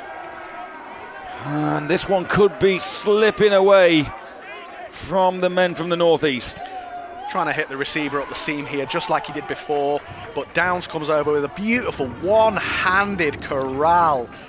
Lovely interception, gets a convoy from his teammates, adds some yards on the back of it. Bulmer just needs more height on that, doesn't have the same excuse as the conditions as he did earlier. He's got to hit that ball early, just behind the linebackers before the safety, or he's got to get significant air under that to get it over the top of Downs. And he's going to get to the stage where the Vikings are going to have to force things a little bit, and you might argue Henry Bulmer tried to force that one in there, like you say, just maybe not the execution that was required. But once again, the Mavericks have another short field. They're going to start on the 37-yard line this time of the Vikings. Adetaba on the carry. I wouldn't be surprised to see the Mavericks go for a bit of a shot here. They're in good field goal range. You know that if you get to fourth down, you're probably going to go for it, or you're probably going to kick the points. You've got Gill in one-on-one coverage on the outside. Now, that is a far throw, but he is in one-on-one coverage. Thompson is more than capable of getting the ball out there, and Gill is more than capable of beating one-on-one coverage. You could just try and ground them down. This defense will be tired, but Adam Lillis is an aggressive offensive play caller. Joe Thompson is an aggressive quarterback. I wouldn't be shocked to see a shot. Man comes in motion, showing Thompson that it is a zone defense. Then flags come out. I think going to be encroachment, against the defense from the line. The side judge coming in. Unabated to the quarterback. Number 56 on the defense. Second down. Robert Brumpton that time called for the infringement. These penalties beginning to rack up now. Yeah, special teams and penalties, I mentioned, I feel a big difference maker in games where it's tight. And early on in the game, the first touchdown came off the back of a special teams play. Penalties really hurting the Vikings here as well. Penalties, turnovers, whenever you lose that turnover battle, there's very few occasions where you end up coming out on the right side of the result. This time QB designed run for Thompson. He tucks the ball, picks up maybe 3. Only second and short. And the Mavericks might consider themselves in 4-down territory here. So, if this is the school of former Manchester offensive coordinator Luke Carlton, he's taking a shot here and saying, if we get 4th and short, we'll just run it and get that yardage. But Mavs might play it safe and continue to grind the defense down. Adetaba alongside Thompson. Adetaba, what another brilliant tackle. It's that man again. We've mentioned his name, Robert Brumpton, a number of times now. Timed the snap fantastically well there. Unfortunately, on the two plays prior, he didn't quite get it. They caught him with the hard count and they got him offside. This time, gets it right, makes a tackle for a loss. Means that 4th down conversion is not such a sure thing, as they're going to kick, or it looks as though they're going to attempt. Oh, and now flags come out. Little confusion there.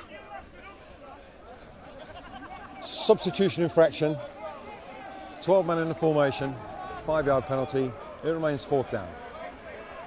So will the Mavericks still consider a field goal? 5 yards further back. The ball is going to be spotted by the looks of things on the 36. At the end zone in, that's 46. Then 7 yards or so back. You're talking 52, 53-yarder from here. This will be impressive. Interesting. Joel Hughes, is it going to be A 53-yard attempt. Or will Thompson have something else up his sleeve? It looks like it's going to be an attempt, and that is blocked and squirts through the back of the end zone. The attempt no good, and it remains a 3-score game. Good stop there for the Vikings. They found themselves in really tough field position, and a few penalties, a few tackles for a loss. They've come out unscathed. I feel this drive from the Vikings, I felt the last drive from the Vikings, honestly, was pivotal. Yeah. This is really, do or die time now. The Vikings need to get some kind of score on the board, even if it's a field goal. There's 4 minutes 40 left in the third quarter. You've got to try and think to yourself, you're not going to have that many more possessions in this game in its entirety. So each possession becomes so pivotal. Still with Eden Harrison in the backfield behind Bulmer. No harm done really, apart from time taken off the clock with that last turnover. Going up top again. And he does have a man out in front this time, and that's through the hands of the intended receiver, but out comes the flags. Bloomfield in true quarterback style, throwing the flag immediately as he saw the contact made from the defender. I really like what I've seen there from Newcastle, because Bulmer has recognised. Pass interference. Number 45 defence, 15 yards previous spot, automatic first down. Bulmer's recognised that Kent have gone no safeties. So they have stuffed an extra player in the box and said to the Newcastle Vikings, you are not trying to beat us passing, therefore we're not going to respect your pass. Bulmer comes out, takes a shot deep immediately, had the receiver, honestly, if a little behind, but Mavs commit the penalty. I think, if I'm honest, that's the reason there was a penalty. That ball kind of floated, the receiver slowed down, the DB had to accelerate and ran into the receiver as he was waiting for that ball to kind of drop out of the sky. But nevertheless, it is a first down by way of penalty. The Vikings in a position they haven't been in too often today, and that's in Mavericks position, going down the seam again, and this one's picked off into the hands of Jordan Legg. And Legg on his feet, himself inside Vikings territory. And that's the 4th turnover this afternoon. 2nd interception. Yeah, Bulmer's got to check this. He's looking at the play side, so the receiver on the right-hand side, the top of the screen, is running a seam in between the two safeties. He's not checked Legg on the backside, and Legg just drops into his zone, sees Bulmer come down the middle, and he drops into the middle of the field. You've got to recognise the backside of the play. You see what you believe is going to happen, but you then have to confirm as a quarterback, has that happened, and who is waiting as a robber on the other side of the field to come across and take that ball away. And Legg does a fantastic job, drops into coverage, checks his threats, sees Bulmer come to the middle, takes the ball for the Mavs. So just when it looked like the Vikings were stringing some positive plays together, they've turned the ball over again, and there's that shot we were talking about from Thompson trying to get Saquon Gill. He hit him right at the beginning of the game in this corner of the end zone for the opening score. But that one just floats a little bit behind him. Not sure whether there was a miscommunication, and that maybe should have been like a comeback pattern to the sideline. Not quite on the same page there. I think Gill's expecting that ball to come a little bit deeper. Thompson's hoping that Gill will get his head around early. But I would not expect that to deter Thompson from going back to Gill, who is a sizable receiver. 2nd down, 10 yards. And there you go, looking for the same man again. It's a beautiful catch. And Gill, you called it, Sam.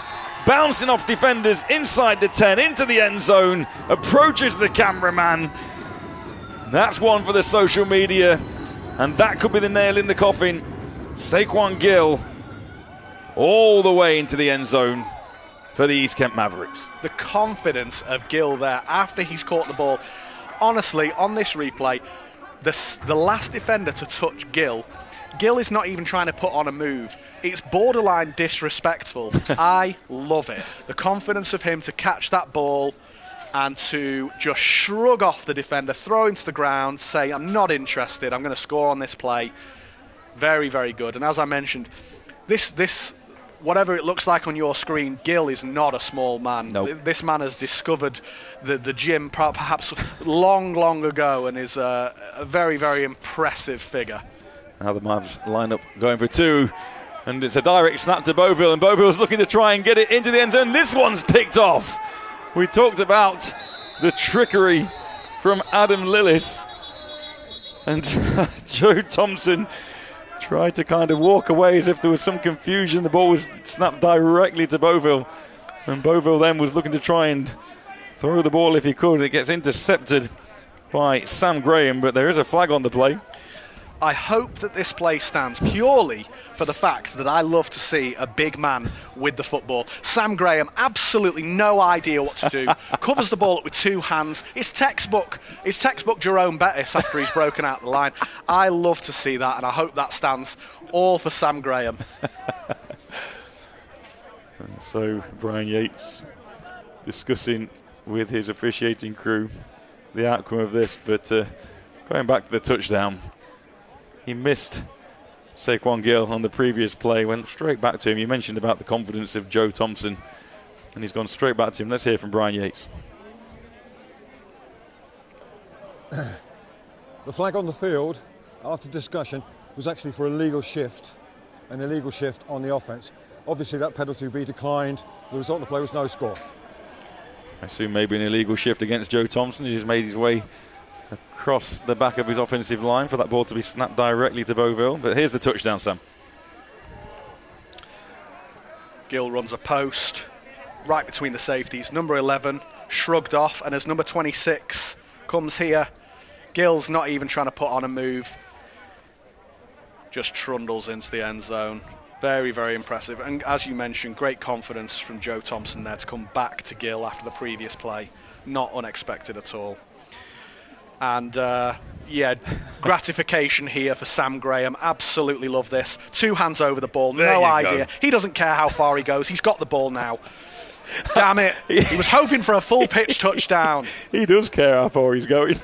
But great awareness from big Sam Graham there. A little bit of a highlight in what has been a drab day, unfortunately, so far for the Newcastle Vikings. 26-0. We are in the realm of blowout territory right now. We're not even in the fourth quarter yet. The ball is up. It's going to be fielded by Shashenkov. Shashenkov absolutely crushed by 4 East Kent Mavericks. That's the problem when you're a return man. You can be direct, hit the hole, take the yardage that you're given.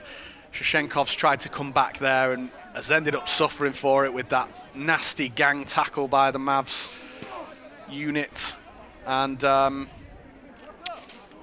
think now is a case of hope and pray time for the Vikings. They're going to have to pass the ball. The Mavs defense will know this as we see a new running back in the game for the Vikings, Richard Barkley. You would expect his pass protection to be up to scratch in this scenario here. It'll shift 2 receivers from the left to the right. The expected run, but it is Barkley who gets the carry on first down.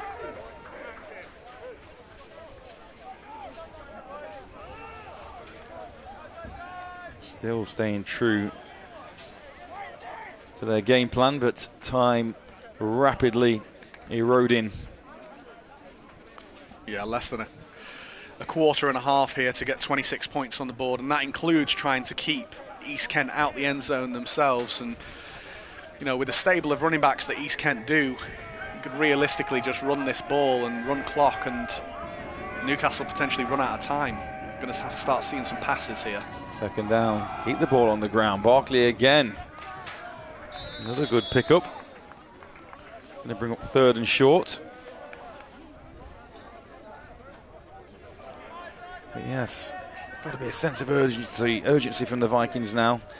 Conditions much better than we had expected, to be perfectly honest, when we had the deluge in the first half. 3rd and looking like 3, maybe 4 yards.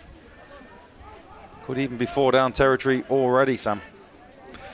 Yeah, and we're seeing single coverage on the receivers here, so there is an opportunity. You need to pick your best matchup. Bulmer then does drop back to pass. Pressure coming. Got a man on an outside route. But great closing speed that time by Josh Bradley. Love that from Josh Bradley. You'll notice on his right hand there is an absolutely enormous club. It looks almost foam roller-esque, so can only assume that that's not his swag and that he's had a broken wrist or a broken hand and he's coming in the game and making big plays with it as well. Indeed. I mentioned about it being 4 down territory. Bulmer now goes to the sideline to talk to his offensive coordinator, Pete Nicol. They decide they want a longer chat and they call timeout. Newcastle, 2 minutes, 5 seconds left, quarter 3. And there we go. As a result of that timeout, the punt team comes on. You heard the call, 2 minutes and change left in this third quarter. It's looking increasingly likely that the East Kent Mavericks will be crowned Division 1 champion, but for what could be described as a miracle for the Newcastle Vikings. And this will put a bit of a dampener on their perfect season. Won 8 games in the regular season. They then beat the Glasgow Tigers in the quarter-final, 24-16, 27-21 in the semi-finals against the Yorkshire Rams. But this may be one game too far. There's a nice return. Still on his feet, going left and right, bouncing out of tackles. How many tackles is he going to evade? There's another one. Down the sideline still, and he's still on his feet inside the 50. Credit where credit is due. Hey, Dennis. That might be one of the better return plays that I have ever seen in my life. What on earth is 1, 2, 3, 4, 5, 6. Goodness me, we're not even close. That's 7, 8, 9, 10, 11. We'll go 11. 11 tackle attempts to get him down, and now he's inside the 50, close to the 40-yard line, and yet again another short field. Take a bow, Kay Dennis. That was very impressive and sets the Mavs up in a situation where realistically you don't need to put any pressure on yourselves. You are 26 points clear into the third quarter, very, very close to the fourth. You have a stable of running backs. Joe Thompson enjoys running the ball, and you've had success doing borderline everything so far. For the East Kent Mavericks, it's a case of allow this game to go the way it has been going. Just run the ball. And, you know, if the defense reacts in a way that allows you the easy opportunity over the top to one of your very impressive receivers, then sure thing, stay aggressive. But Mavs in a very, very good position here with a player down from the Newcastle Vikings, I believe. Yeah, the East Kent Mavericks as well. They've had to play 3 playoff games to get here, defeating the Hertfordshire Cheetahs 50-6 in the wildcard round. And then taking down the Oxford Saints 31-26 in the quarterfinals before they dispatched the London Olympians 30-12 in the semi-finals to reach this Division 1 championship game. Yeah, and it's been a long time coming for the Mavs, really. The past sort of 3, maybe even 4 years, they have been on the precipice of being promoted into the Southern Premiership. And they will feel as though this is exactly where they belong. This is where they have been performing consistently at a level, and they just haven't quite made that jump for one reason or another over the past few years. Finally, they've got over the hurdle, and I think the consistent problem or the consistent thing that the Mavs are going to face is, are they going to have that kind of contingent of their team that retires or steps away and say, do you know what, mission accomplished, we finally did it? But for a good portion of that team, making the Premiership will not be enough for them. Well, this is one of the questions I was going to ask. When we do these games year on year and we talk about these two teams already securing promotion, the step from the Division 1 to the Prem is big. How are these guys set? You look at the size of the roster for the Mavericks. You've mentioned about maybe some of the older players potentially stepping away. How are these two teams suited for life in the Prem? Yeah, I mean, taking a look at the East Kent Mavericks, not only is the roster very, very large, there's bound to be some players here who step away. It's inevitable at the end of every season's success or middling or complete, failure. You're always going to have players who step away. I think if the Mavericks can maintain and keep the bulk and the foundations of their squad, they will automatically attract players to them who want to play Premiership football. You do have the likes of Adam Lillis calling plays offensively. You have the likes of just finding the defensive Jacob Maxted, who is also a GB defensive coach. You're going to attract players to your team, but you need to keep the foundation. I believe that the Mavs are quite a young squad, and so I think that the Mavs will immediately step into the Premiership and challenge for that second spot. I think Bristol, unfortunately for the Mavs, are perhaps a bit too far away from them right now, but give them a couple of years and that kind of continuous awareness of what the challenge and what the level is might bring those guys up to that level to challenge with a team like that. Great to see that number 50 for the Vikings is back on his feet. There's a bit of a delay there while he made sure he was safe to return to his feet.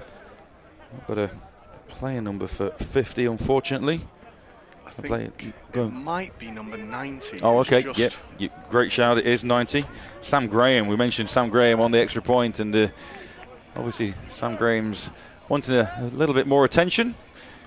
Got a great interception on that extra point attempt. And great to see Sam Graham back to his feet and walking over to the medical facilities for further evaluation. So, but yeah, while we've got this brief breaking play again, obviously this is the first weekend of the final stages of the National Leagues. We saw the Under-16s tournament and national champions crowned yesterday, Division 2 earlier on today, Division 1 now. Then next weekend we've got the Under-19s, the women's final as well, and Brit Bowl number 38. We'll maybe talk a little bit more about that over the next 10-15 minutes as we've got play ready to go again. And Joe Thompson on a design QB run once again as a flag comes out.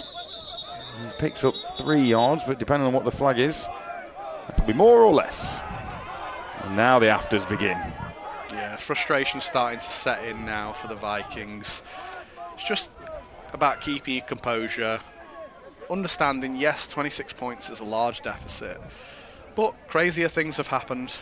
I think ultimately the game has so far been played in good spirits, so let's hope it stays that way. A lot of people trying their absolute best here. Illegal formation on the offense, 5-yard penalty, still first down.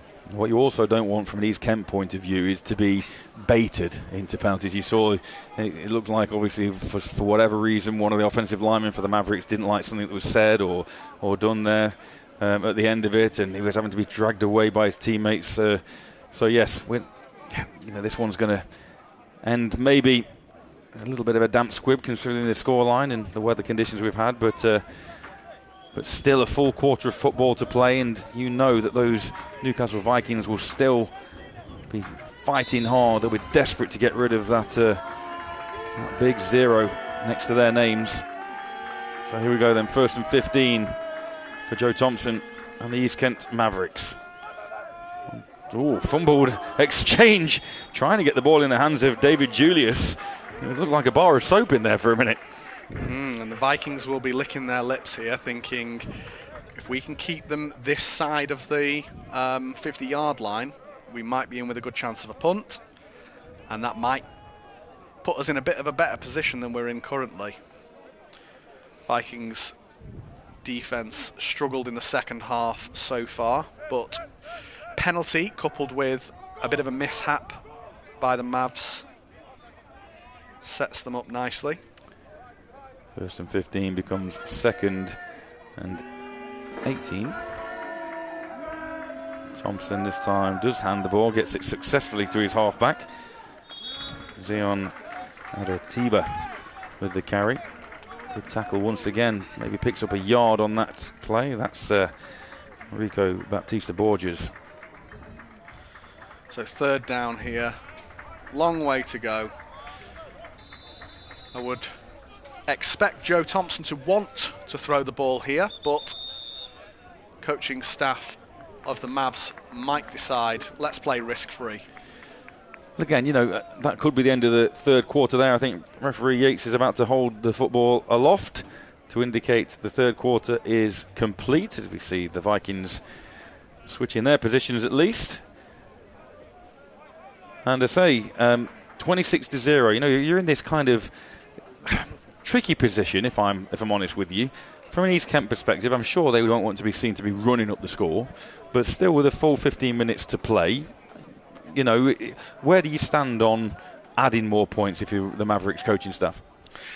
I mean, personally, I have in my mind, and this is the way that I've been coached and the way that I kind of operate, is it's almost a cutthroat mentality.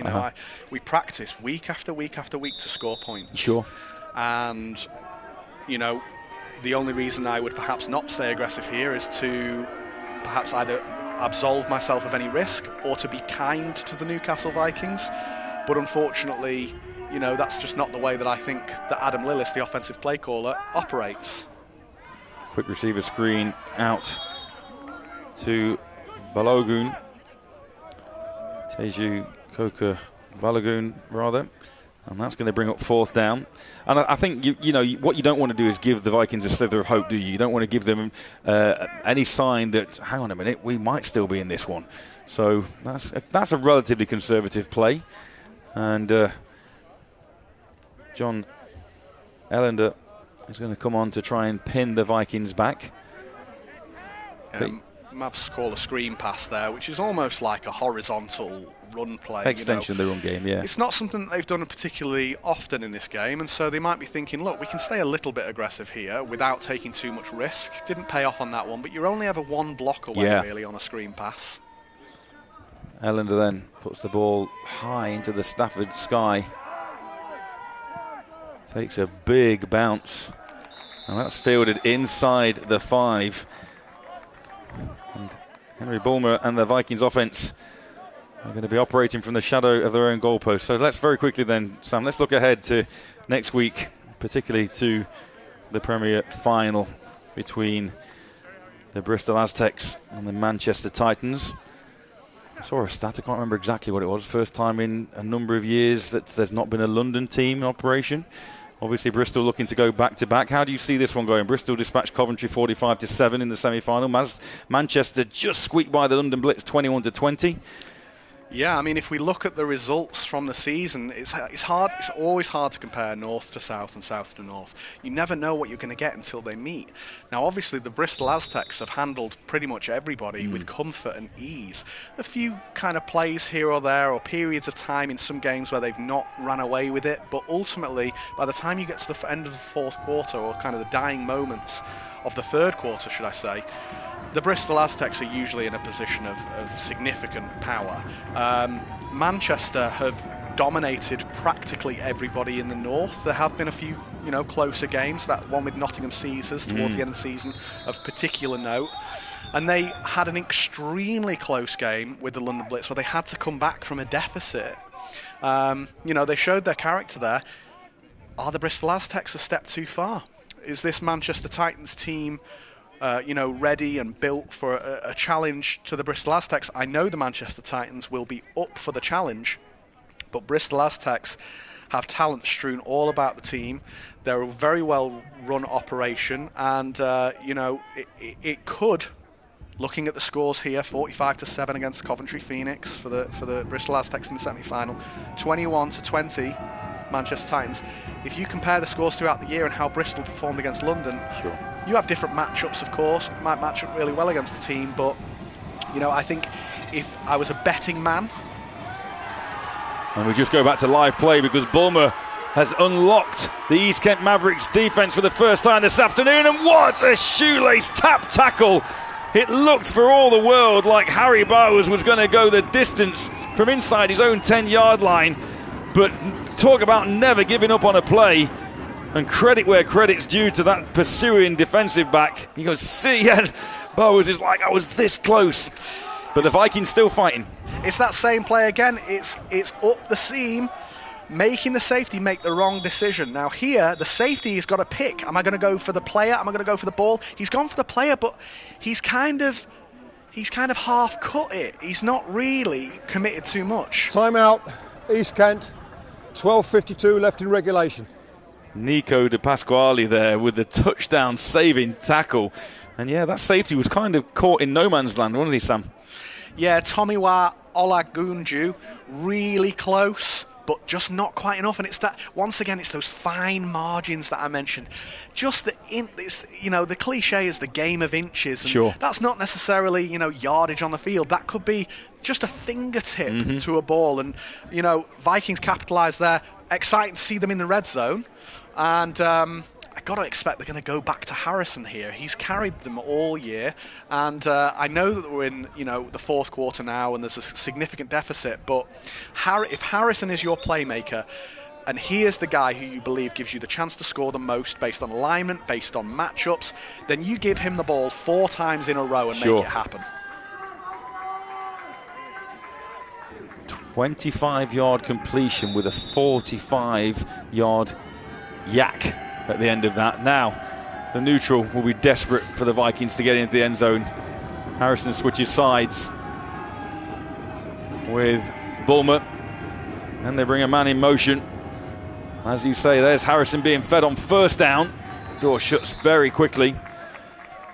Will they go back to that well? Because again, the running game, the clock's going to continue to tick down as well. And yes, it's brilliant that we've just seen that almost 70-yard play, but the Vikings need to score fast.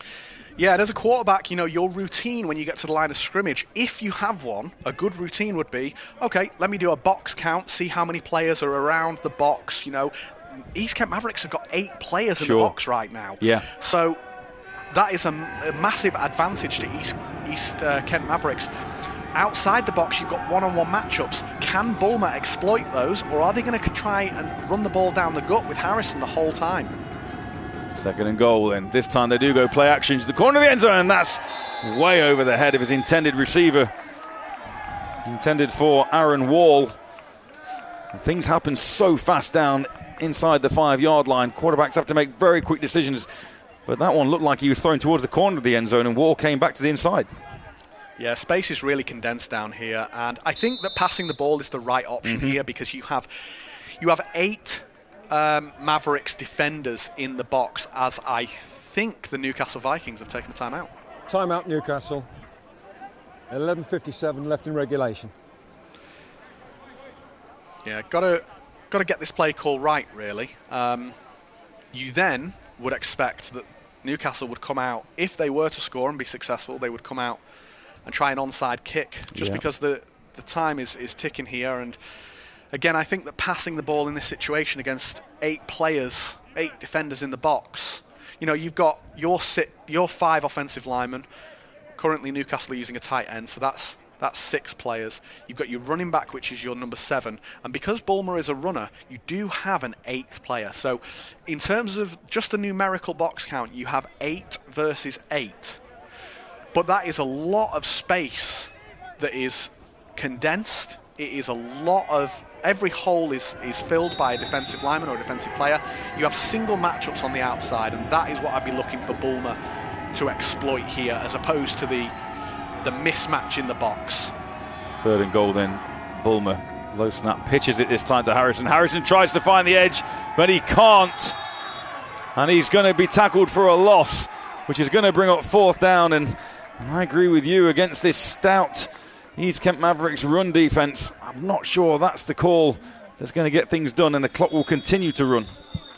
Yeah, number 3, Jordan Legg, involved in the tackle there, but comes up gingerly, has taken a second, saw him tell the official, no, I'm going to stay down here, something's not right. So as the medics tend to Jordan leg for the East Kent Mavericks, Vikings are going to get a little bit of time here to figure out what do we do on this 4th down attempt. Lucas Warden was the first player there who made the tackle on Harrison. So big decision now for the Vikings. So close and yet so far. And look how important that tackle was on the big pass play by Nico De Pasquale.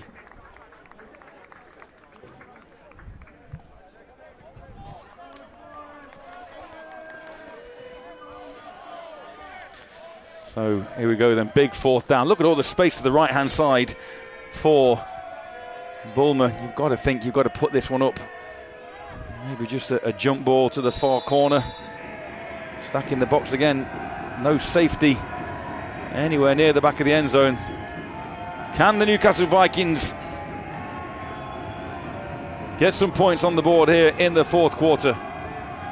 East Kent will be looking to try and get their 6th shutout of the year. To the back of the... and that's in and out of the hands. Intended for Ryan Vale. Well, that comes up empty. No flags. And the Mavericks will take over. Josh Bradley in tight coverage, as we've seen all day from the East Kent Mavericks. He's got that club on his right hand. He's pressing the receiver with his left. Oh, lovely. Ball was too low, obviously, for the receiver, but he had an opportunity to catch that ball.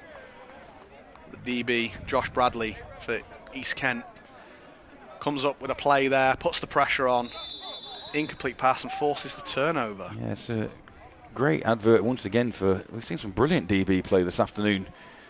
And now, can the Vikings maybe try and score on D, as Joe Thompson has Zion Adetiba in the backfield alongside him, gets the handoff, makes the first man miss, bounces outside, gets past the 15 up towards the 20, where it looks like he's going to pick up a 1st down again for the Mavericks. Yeah, Mavericks secondary doing an okay job at sealing the outside, forcing the running back inside, but the Vikings defenders on the interior of the defense are not getting that flow over. So when the running backs reach the edge and they're forced to go back inside, they have to go upfield. Usually what you'd expect from your defense is some flow over, but I'm guessing the offensive line from the Mavericks is getting up to the 2nd level, blocking those linebackers and safeties, and making it so that, you know, the tackle is only happening sort of 15, 10 yards downfield. So it is 2nd and short, but that is going to be Adetiba who picks up a Mavericks 1st down. The clock continues to run. And there are 2 other finals taking place next weekend as well. Under-19 final. And also the National Women's final as well. Obviously Adetiba on the carry. Yeah, Mavs just grinding clock here in the 4th quarter. They won't want to give Newcastle a chance to score. Pride is on play here for both teams, I think. East Kent is going to be perhaps insurmountable for Newcastle to get this score in a position so that they can win, and East Kent will not want to concede any points. Yeah, they'll be desperate to try and get another shutout on the board as Joe Thompson carries the ball this time straight up the middle once again.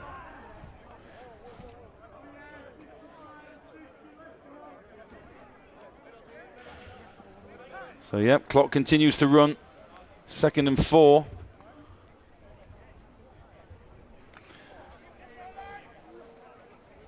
So, under-19s final, but also the National Women's final as well between the Birmingham Lions and the London Warriors. That should be another great game as well, Sam.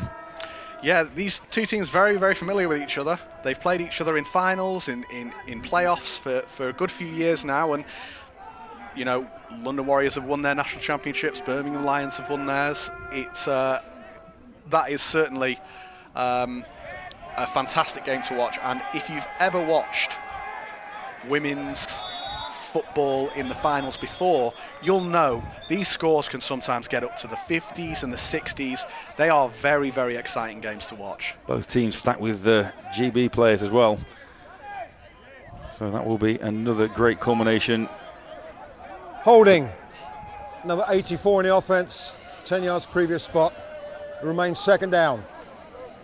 Yeah, that'll be another great culmination to the women's season for 2026.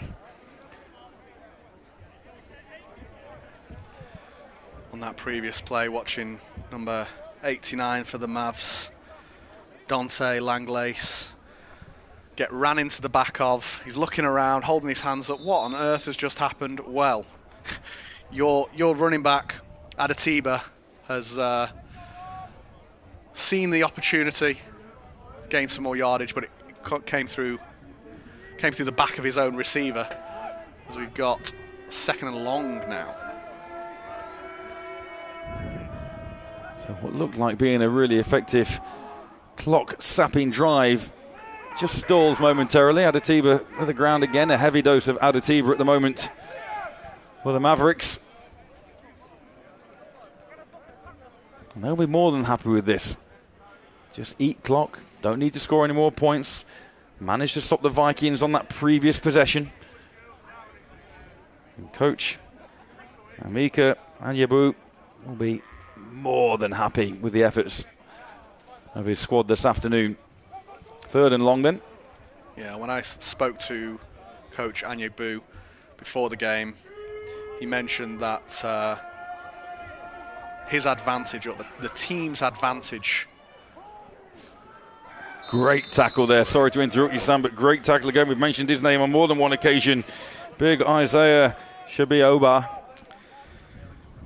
Yeah, Coach Anyabu of the East Kent Mavericks mentioned to me before the game the advantage that his team has over, and to quote him, every other team in British American football, is their relentless effort, their positivity, and their desire to get better. He mentioned their infectious energy, and we've seen plenty of that today from the Mavs. Yeah, we certainly have. Relentless pressure. Fourth and long. John Ellender then back in his own end zone this time. Timeout called by the Mavericks. So, what are we taking then from this one? Kind of expected, or? East Kent, 7 minutes, 1 second left in regulation. That's their second charge timeout. I think that the East Kent Mavericks have been on the precipice, as I mentioned earlier, of promotion to the Premiership for a long time now, and they have built up this team and this culture. These are guys who've been in this playbook for a number of years. They have incredible skill position players. They've got great players on the interior of their lines, and Joe Thompson is a storied franchise quarterback. It's unsurprising to see him come out here and put on the performance that he has, as that punt was very nearly blocked. Eden Harris back to return. Yeah, Harrison then trying to dance his way around to pick up as much as he can, and again tempers flare. No need really, particularly from the East Kent perspective. They just need to keep their cool, almost point to the scoreboard. As the special teams unit are beckoned off the field. We've covered the Prem final, we've covered the women's final.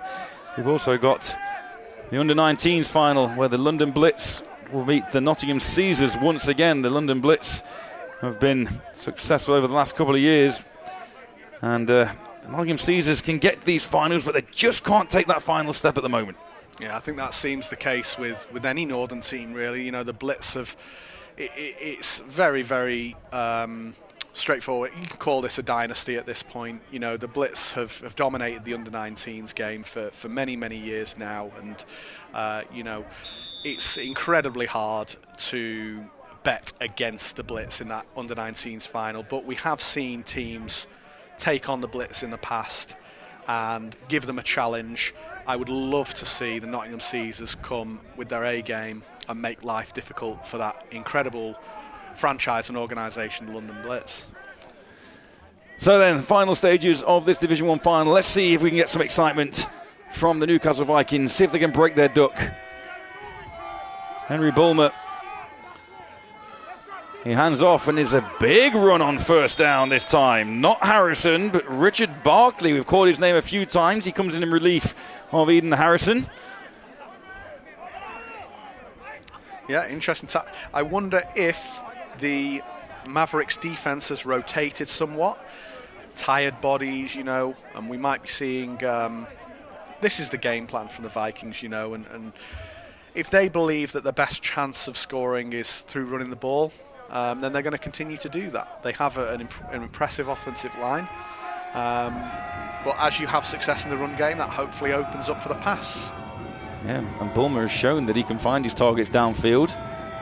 Just unfortunately, none of those targets have ended in the end zone. This time an end around, it's going to be a pass. Trick play, wide open receiver. And little bit nonchalant there with the attempted reception is Harry Bowers. Harry Bowers of that huge reception on the previous drive. And it looked like he kind of just stopped momentarily. Yeah, Ryan Vale's going to take the little pop pass behind. Can tell he's a quarterback from his motion. Sure. Gets the ball just about where it needs to be. I think, as you said, 25, perhaps a bit nonchalant for the Vikings, Harry Bowers. And they'll wish they had that one back. 2nd and 10 then. Why not dig deep into the playbook? Bring on your backup QB, Ryan Vale. I've already told you he's had 6 touchdowns through the air this season as Vale. Bulmer this time back to the ground again. Stacked up real quick. No gain on 2nd down. You'd expect them to go all 4 here though, Sam, wouldn't you? Absolutely, yeah. I think from an optics point of view, the players have fought all year, all season for this game, and nobody, I believe, would be in a position where they say, let's punt it here. Sure. They're going to want to at least try and get on the board. And in fact, trying to find some motivation this late on in the game at this point, 26-0 down, that might be your entire motivation is, let's just show we've got something. Yeah. Let's leave Stafford with some points to our name. Bulmer dropping back again, then fires. Again, an opportunity for Vale to make the catch, but he was met immediately by Harry Colburn. Yeah, and that's, an outward breaking pass to the sideline is a difficult pass for a quarterback to complete.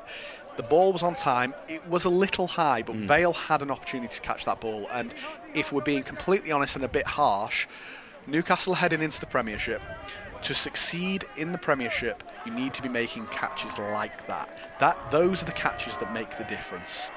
Coaches are going to be saying, if you can get your hands to it, you can catch it. Yes. And that's the harsh reality, isn't it, at football at the top level. Vale coming in motion again. Bulmer fakes the pitch this time, then he steps into the pocket, nice clean pocket, goes upstairs looking for a receiver, and that is almost picked off again. Hands on hips for number 35, Amin Taiwo. I think maybe too many cooks spoiled the broth here. I'm not sure if Taiwo had a fair shot at it. I think so many of his teammates were thinking, I'm going to come down with this. Let's see. No, bodies everywhere. This is what, when you get the athletic, slimmer chaps and you at the start of the year and you say, right, let's see who can catch. Receivers, you go over there, and anyone who can't catch and you're athletic, DBs, you're going to go over there. Oh, you're a brave man, Sam. Taiwo made a fantastic play on the slant earlier on today. We gave him plenty of credit for that. But Taiwo himself let me know how disappointed he is he didn't catch that. So that could be the last chance for the Newcastle Vikings to come away with points here. Joe Thompson back to work. You'd expect this ball to end up on the ground. Well, no, they're going over the top, and there's a man out in front, but can't reel that in. Dante Langley. Close. Love the aggression from the Mavs. Personally speaking, I'm in an American football game to score as many points as possible, and if my coach is calling plays to score, well, every play should be called to score, really, Sure. shouldn't it? But if my coach is calling plays to be and to stay aggressive, then I'm going to go out there and I'm going to try and execute that. Getting that time of the day where we need to start turning our attention to MVP.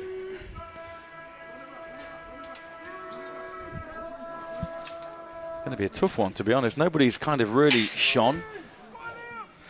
Yeah, I think the running game for the Mavs is really what's shone. It's been the complementary plays that have scored the points. So Thompson to Gill on that first drive after the special teams problem. And here's Thompson again, calling his own number. Has done on numerous occasions this afternoon, and breaking tackles, dancing through and picking up a big Mavs first down.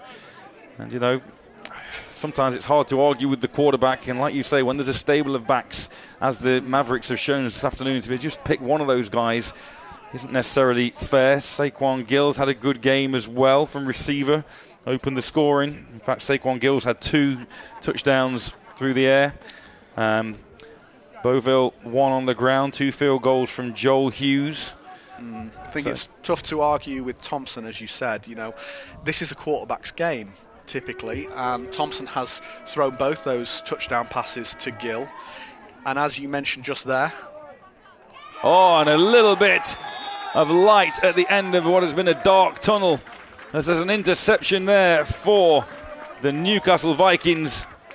Number 38? 36. Adam Newton on the pick there. Thompson going for that pump and go again. Newton finds himself kind of in the right position. He's maybe a bit square, a bit flat-footed, but Thompson underthrows that ball and Newton capitalises on a mistake. Just as we were saying, Thompson is probably the most likely candidate for MVP. He threw those 2 touchdown passes to Gill. He has converted numerous, drives into first downs. His running, I was going to say, he's not put the ball in harm's way, really. Yeah. And I'm not sure that I can look at that interception and say that it's a stain enough to remove the MVP from him. But it's very disappointing. In the Division 1 national final against the London Olympians, we had a fantastic first half. We were plenty of points up on the Olympians, and we tried to get the ball to one of our receivers and ended up throwing a couple of interceptions late on in the game, and I wasn't punished for that, and I don't believe that Joe Thompson should be punished for that interception there either. As the Vikings start this latest drive on the ground, 22, Matthew Knox in the backfield, getting a little bit of action for the stable of running backs in the Vikings. Yeah, anybody sort of take your fancy on D for the Mavs? Trying to think. We've had there was a nice interception by number 29, I think it was, Jack Downs. Yeah. He made the touchdown saving tackle on Eden Harrison. He made that one-handed interception. Bulmer's threw a few interceptions to a few different people, but I'm not sure if there's a particular standout on the Mavs defense. It's more of a team effort, real team effort to dig in and keep this 0 on the board. Yeah, and that's exactly what head coach Emeka Ayube said to us at the beginning of the game. You can't pick anybody out on this team. It's all about the unit. And so, yes, the more we discuss, the more we kind of throw names around. Thompson seems to be floating to the top as Bulmer's latest attempt is knocked down by Taiwo there. Yep. Taking what I said about DBs and catching personally, coming in with his Spider-Man celebration. And they keep testing Taiwo, and he's stood the test of time. So we'll see what they. I hope that the Vikings stay aggressive here. Motion right to left. DB stay at home, indicating zone. It's down the seam, and that one's incomplete. No flags. Receiver slow to get up is Matthew Knox. DB Harry Colborne on the coverage. Again, just really good coverage from the Mavericks defensive backs. we've seen those kind of big shot plays down the seam for the Vikings to players like Harry Bowers. And, that is the life of a DB. Unfortunately, you're going to get caught out every now and again. But overall, this Mavericks defense has done a very good job dealing with the passing attack of the Newcastle Vikings, as Bulmer now is out of the game and Ryan Vale is taking snaps on the centre. And why not? Like we say, these guys have both been promoted, so valuable reps for Vale. He's going to get hit from the back if he's not careful, and that one floats harmlessly out of bounds. I'll give Vale credit there and say that was a sensible decision to throw the ball out of bounds. Might have been trying to complete that pass on the sideline, but under a lot of duress, manages to get the ball away. Officials timeout. That is a 2-minute warning. 1:48 left in regulation. 1:48 left in regulation. So there we go. Inside the final 2 minutes then of this Division 1 Championship game. East Kent Mavericks have dominated right from the opening kickoff, really, in a mistake-ridden game. Unfortunately for the Newcastle Vikings, conditions weren't ideal for either outfit, but you've got to argue that the Mavs have handled that a little better than their counterparts. Yeah, I think it's difficult because when you're the Vikings and you rely so heavily on the rushing attack, you're not prepared to be down multiple scores in a game. And when you do get into that position, you probably have to start passing more than you're used to and more than you're prepared for. So the Vikings trying to respond to being down to the Mavs early on has meant that they, A, have stuck somewhat to their game plan of giving the ball to Eden Harrison, which grinds clock and ultimately reduces the amount of time that Newcastle have to try and come back. But also, it means that they're going to have to try and supplement that with passes that they perhaps, in the regular season games they've had, they wouldn't normally have to do this. They can just close games out with Harrison and Bulmer using their legs. Oh, nice read option there. And Joe Thompson doing what he's done all day, picking up yardage with his legs, reading that D-end crashing down.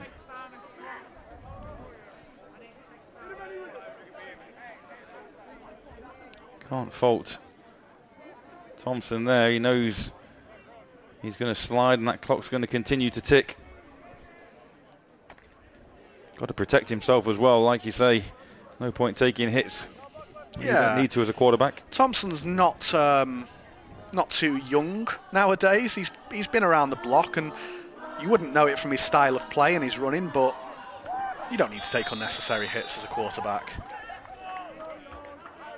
In fact, I think it's quite selfless to understand the position that you're in and how important you are to your team and not put yourself in harm's way. Admittedly, this is the last game of the year. Thompson won't need to be in action really until January, February. But why risk the hit? And that is not only the last game of the year, but that was the last play of the game, as the East Kent Mavericks do post another shutout in the Division 1 National Final, and they will claim the accolades on the end of a 26-0 shellacking of the Newcastle Vikings. I think that's a little unfair, actually, because like we say, it's been short fields. Yes, there have been 4 turnovers by the Vikings, but really, the Vikings were always, you felt like they were in it if they could just try and get a play to go their way, and they just couldn't manage it against this stout East Kent Mavericks defense. Yeah, every time they had one of those big plays, I kept thinking to myself, okay, we could be onto something here, but unfortunately Newcastle couldn't quite either get close enough to the end zone to make something happen, or penalties would send them back. Those big plays didn't result in points. Mavericks would make a last-ditch tackle or something like that. It was just a bit too little, too late for the Vikings. And, the Mavs forced turnovers, capitalised on those turnovers, and the Vikings didn't really create any turnovers, and therefore they only had their initial drives and they didn't maximise those, unfortunately. But I never felt like Newcastle were truly out of the game, even into the fourth quarter where we're 26-0 up, and Harry Bowers catches that pass on the seam. He gets, tracked down late, but it felt as though there was a chance. It wasn't too far gone. But credit to the East Kent Mavericks. They did a stellar job, capitalised on every opportunity that they were given, and unsurprising to see them with all the talent that they have developed and drawn in over the past few years. It's been long overdue, and congratulations to the Mavericks for getting what they will feel is their just desserts for the years of waiting, the years of falling short, and the Vikings will head back into the Premiership North after a year away, hoping to rejoin that division, reinvigorated, bolstered roster, ready to challenge for the top.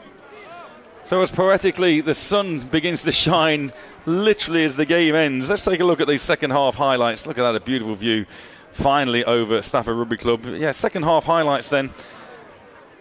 Started off with a big return. It was an error at the start of the first half as far as the Vikings special teams were concerned, and you might argue an error at the beginning of the second half.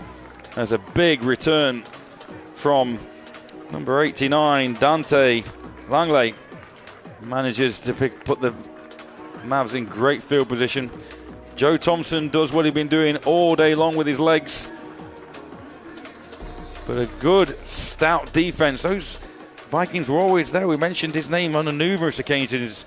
Tyler Mills, down as no lineman. That forced the Mavs to tack on 3. And at that stage, you kind of thought, oh, fair play, Vikings. You've done a job here. Now it's your turn to see what you can do. And what they could do, well, unfortunately, just throw it back to the Mavericks. Another interception for Bulmer. Had to be aggressive. Conditions by this stage were a little better, but when you're behind on the scoreboard, you've got to try and take some risks. And again, Robert Brumpton this time on the tackle for a loss, leading to an attempted field goal again. This time, this one wide. I say wide, low, squib. Just all sorts of ugly. And again, like you said, Sam, Newcastle just kept hanging around. Yeah, never say die attitude, but just couldn't quite get over the line. And again, interception again, and ending the same way. Bulmer, a nice clean pocket, but this time throwing to Jordan Legg. Legg takes it back inside the 30-yard line before we see Joe Thompson to the air again, and there's Saquon Gill bouncing off defenders for his second score of the afternoon. A specimen for the Mavericks right there. Then living the D lineman's dream, we called him Sam Graham. Took in that ball and running, wanted to go back to the house, showed his frustration. Arguably my favourite player of the day. But he'll look fondly back on that, I'm sure, when the dust settles. And then the missed tackles. Oh, I've spoken far too early here. Apologies, Sam Graham. This is absolutely my favourite player of the day, kept by Kay Dennis. 11, 12, 13, however many broken tackles you want. It's far more than you would expect. That once again put them in a short field. Problems with the handling between Thompson and Julius. So Newcastle got the football back again, and we thought at this stage that the Vikings might be getting close to scoring, but that was a fourth down attempt which fell short. Gave the ball back to the Mavs, and some good defensive efforts, particularly from Isaiah Shebioba. He came from his DM position to make some great plays. And again, the Vikings kept fighting right till the end. But unfortunately, Bulmer just couldn't find the mark. Even went to Ryan Vale trying to find some pay dirt. Bowers couldn't roll onto that one. And then it ended up with the Mavericks just running out the clock behind Thompson and Adetiba. And just to put the cream on the top, well, a little bit of a bright spot for the Vikings with that final interception. And that was pretty much all she wrote, Sam. Yeah, and I think there are things there that Newcastle can look at and feel positive about going into the season in the Premiership. But I think there needs to be an injection of talent, perhaps, into Newcastle in the receiving game. I don't know if Bulmer needs more time, so it's an offensive line kind of issue. I don't know if there needs to be some quality receivers that come in, but I'd love to see Newcastle work on their passing game in the off-season and enter the Premiership next year with a real passing attack, because I feel like to be successful in the Premiership, you need to have a competitive passing attack to complement whatever running attack you have. Yeah, absolutely. You've got to be balanced, haven't you? You can't be one-dimensional, and again, it just comes down, this one in my mind, to getting down early and having the wind knocked out of you right on the opening kickoff as far as the Vikings are concerned, and then having to try and adjust your game plan as much as you kind of think, okay, loads of time left, we can stick with it. But when it gets out of hand and the elements are against you as well, it's very difficult. Great scenes there from the Mavericks as the Newcastle Vikings line up to take their runners-up medals. And again, that's like we said in the Division 2 game earlier on, these Newcastle Vikings have nothing to be ashamed of. A great season, 8-0 in the regular season, secured promotion back to the Prem North, as you mentioned, and they'll be able to go on from here and build. Really, just a great celebration for British American football. Look at that. Head coach Mika Anyebu, as you say, gets engulfed by his squad. Great scenes. Just a reminder, this has been the first weekend of the Brit Bowl 38 festivities. We turn our attention to the Nick Newbold Stadium in Coventry. We all know that formerly as the Butts Arena in Coventry. We'll see the Under-19 National Championship game, the Women's National Final, and then the big one, Brit Bowl 38. The Manchester Titans will take on the Bristol Aztecs for the title of National Champion for 2026. Joe Walker down there handing out the silverware. And again, these guys were disappointed, Sam, to be taking these runners-up medals right now. But when they reflect in the coming months, they'll recognise what a fantastic season they've had.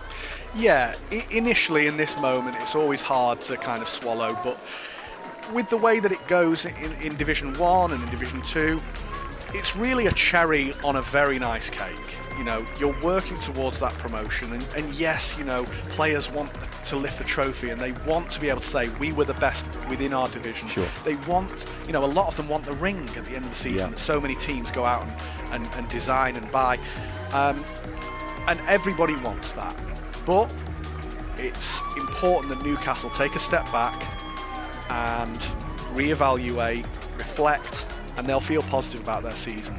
They were the best team within Division 1 in the North. They re-enter a Premiership North that has some teams that are perhaps in the balance. Mm-hmm. There's a really good opportunity there for Newcastle to establish themselves, and if they can get a good recruitment from, I suppose the general public, from experienced players around their area, but also there's a good few university teams. They have a really strong youth and under-19 setup as well in the North East Academy. There is a lot to be very, very excited about when it comes to Newcastle football. And as long as they are active and as long as they are proactive in this off-season, then they re-enter, should I say, a Premiership North that is, it's ripe for someone to come in and challenge those teams that have been at the top for so long. I mean, I think 3 years ago in 2024, Newcastle were the second team in the North. They went down and played the London Warriors, and they're going to be trying to get back to that form, and hopefully with players like Bulmer and players like Harrison, players like Watts on the offensive line, they'll be in a good position to do that as long as they can inject that coaching and playing talent. Absolutely, yeah, great points made. And here come the East Kent Mavericks, led by Ian Whitehead and Joe Thompson at the front of that line. But what a team performance this was today. Hey, if you've been watching this for the first time, if you're new to American football, if you're just discovering British American football and you've liked what you've seen, there are so many opportunities to be able to get involved. Obviously, you see the size of the squad here of the East Kent Mavericks, but behind the scenes, from coaches to non-coaching roles, photographers, statisticians, kit organisers, physios, all sorts of different roles, reporters on the social media. Obviously, we're all trying to make the sport in this country grow and continue to build as it has done over the last few years. You head to the British American Football Association website. There are club finders on there, and I will be sure that there is a club near you, whether that's flag football, whether that's women's football, under 16 kitted, under 19 kitted, or actually adult football as you see on display here today. So loads of opportunities, Sam, and you know, me and you are biased, I know we are, but it's just a great sport to get involved with, isn't it? It's fantastic. I've played numerous sports throughout my life: rugby, basketball, hockey. I think that there's no team sport like it. There's no room that you enter like an American football team's locker room where you have in one corner people who are so into rock music, and then in the other corner you've got rap music, and then you've got country music, and you've got people who have such varying and vast interests, and you meet people that you would never expect to be friends or close with, people who you wouldn't be in your circle outside of this sport. And just, there are 8 to 10 games scheduled a year. Mm-hmm. This is vastly different from other sports that play, upwards of 20, 30 games. The strive, the toil, everything that you pour into your team, you cannot help but feel so deeply connected and so deeply invested in that team's success and the individual members of that team's success. If I look at this East Kent Mavericks team, there's people here who I have been on the same team on, or people who I am still on the same team on. Joe Thompson, I was his tight end at GB Under-19s. I am delighted to see Joe Thompson, get his flowers here and put in such a good performance. Terrell Bovell, my GB teammate, who I hope I'm sharing the field with come October. You root for these guys in the same way. The Newcastle Vikings, Shebby Oba, the defensive lineman, Borge, the defensive lineman, Connor Joyce, the head coach. This community is like no other that I've experienced. You feel so invested, so connected to these people who are both in your own team and your other team. So if playing contact football is not for you, and if playing flag football is not for you, and you instead just want to get involved in a team, be part of that group and supporting, whether it be coaching or volunteering your time in some capacity, you're not going to find a group that are more welcoming, that are, it's gold dust to get someone who's willing to help behind the scenes. So it's just a fantastic opportunity to get involved in a great sport. Absolutely. Well, first of all, you can see that's a great picture down there as East Kent Mavericks as the MVP is about to be awarded, and it's gone to somebody other than Thompson. We will see just momentarily as Joe Walker will call for, and I'm trying to delay as long as I can. It goes to Saquon Gill, receiver, for his 2 touchdown receptions. He opened the scoring, and then he closed the scoring at the end as well. So Saquon Gill is the MVP of the Division 1 game today. And again, a worthwhile count. We would debating for ages about who it could be, and he's as worthwhile as any. Yeah, thoroughly deserved. Such a mismatch. It's so difficult to see from here the size of this guy. He is a quarterback's dream, really, on the outside. I think he had something like maybe 3 receptions, and 2 of those were touchdowns. Sure. And just to be that reliable target for Thompson, it's tough to find a receiver that you can rely so heavily on. And well done to Gill for winning that. So here we go. Let's enjoy these scenes as Coach Emeka Agibu raises the trophy that crowns the East Kent Mavericks Division 1 champions for 2026. Fantastic scenes down there. Remember, one more weekend of British football action to come. Brit Bowl 38 weekend. And all these national leagues being powered by the Union Jack Classic. Kansas Jayhawks versus the Arizona State Sun Devils, Saturday 19th of September at Wembley. Get on to unionjackclassic.com to secure your tickets in what promises to be a fantastic weekend of action. And Sam, just like that, as the sun sets here in Stafford, we've seen East Kent walk away with the spoils. It's been an absolute pleasure to share your company this afternoon, Sam. I wish you all the best with your endeavours as your head coaching role with the University of Lancashire Rams, but also with the GB Lions over the next few months. Thank you very much, Matt. It's been a privilege to watch you work and just be a part of this. I look forward to hopefully you commentating on some of our games in future, and it's been a fantastic game and a real privilege to be up here. So without further ado, as we see the East Kent Mavericks flag flying high in the Stafford evening, we're going to bid you farewell. Remember, tune in next week for the culmination of the 2026 season, Brit Bowl 38. But for now, from everybody here in Stafford, it's a very good night.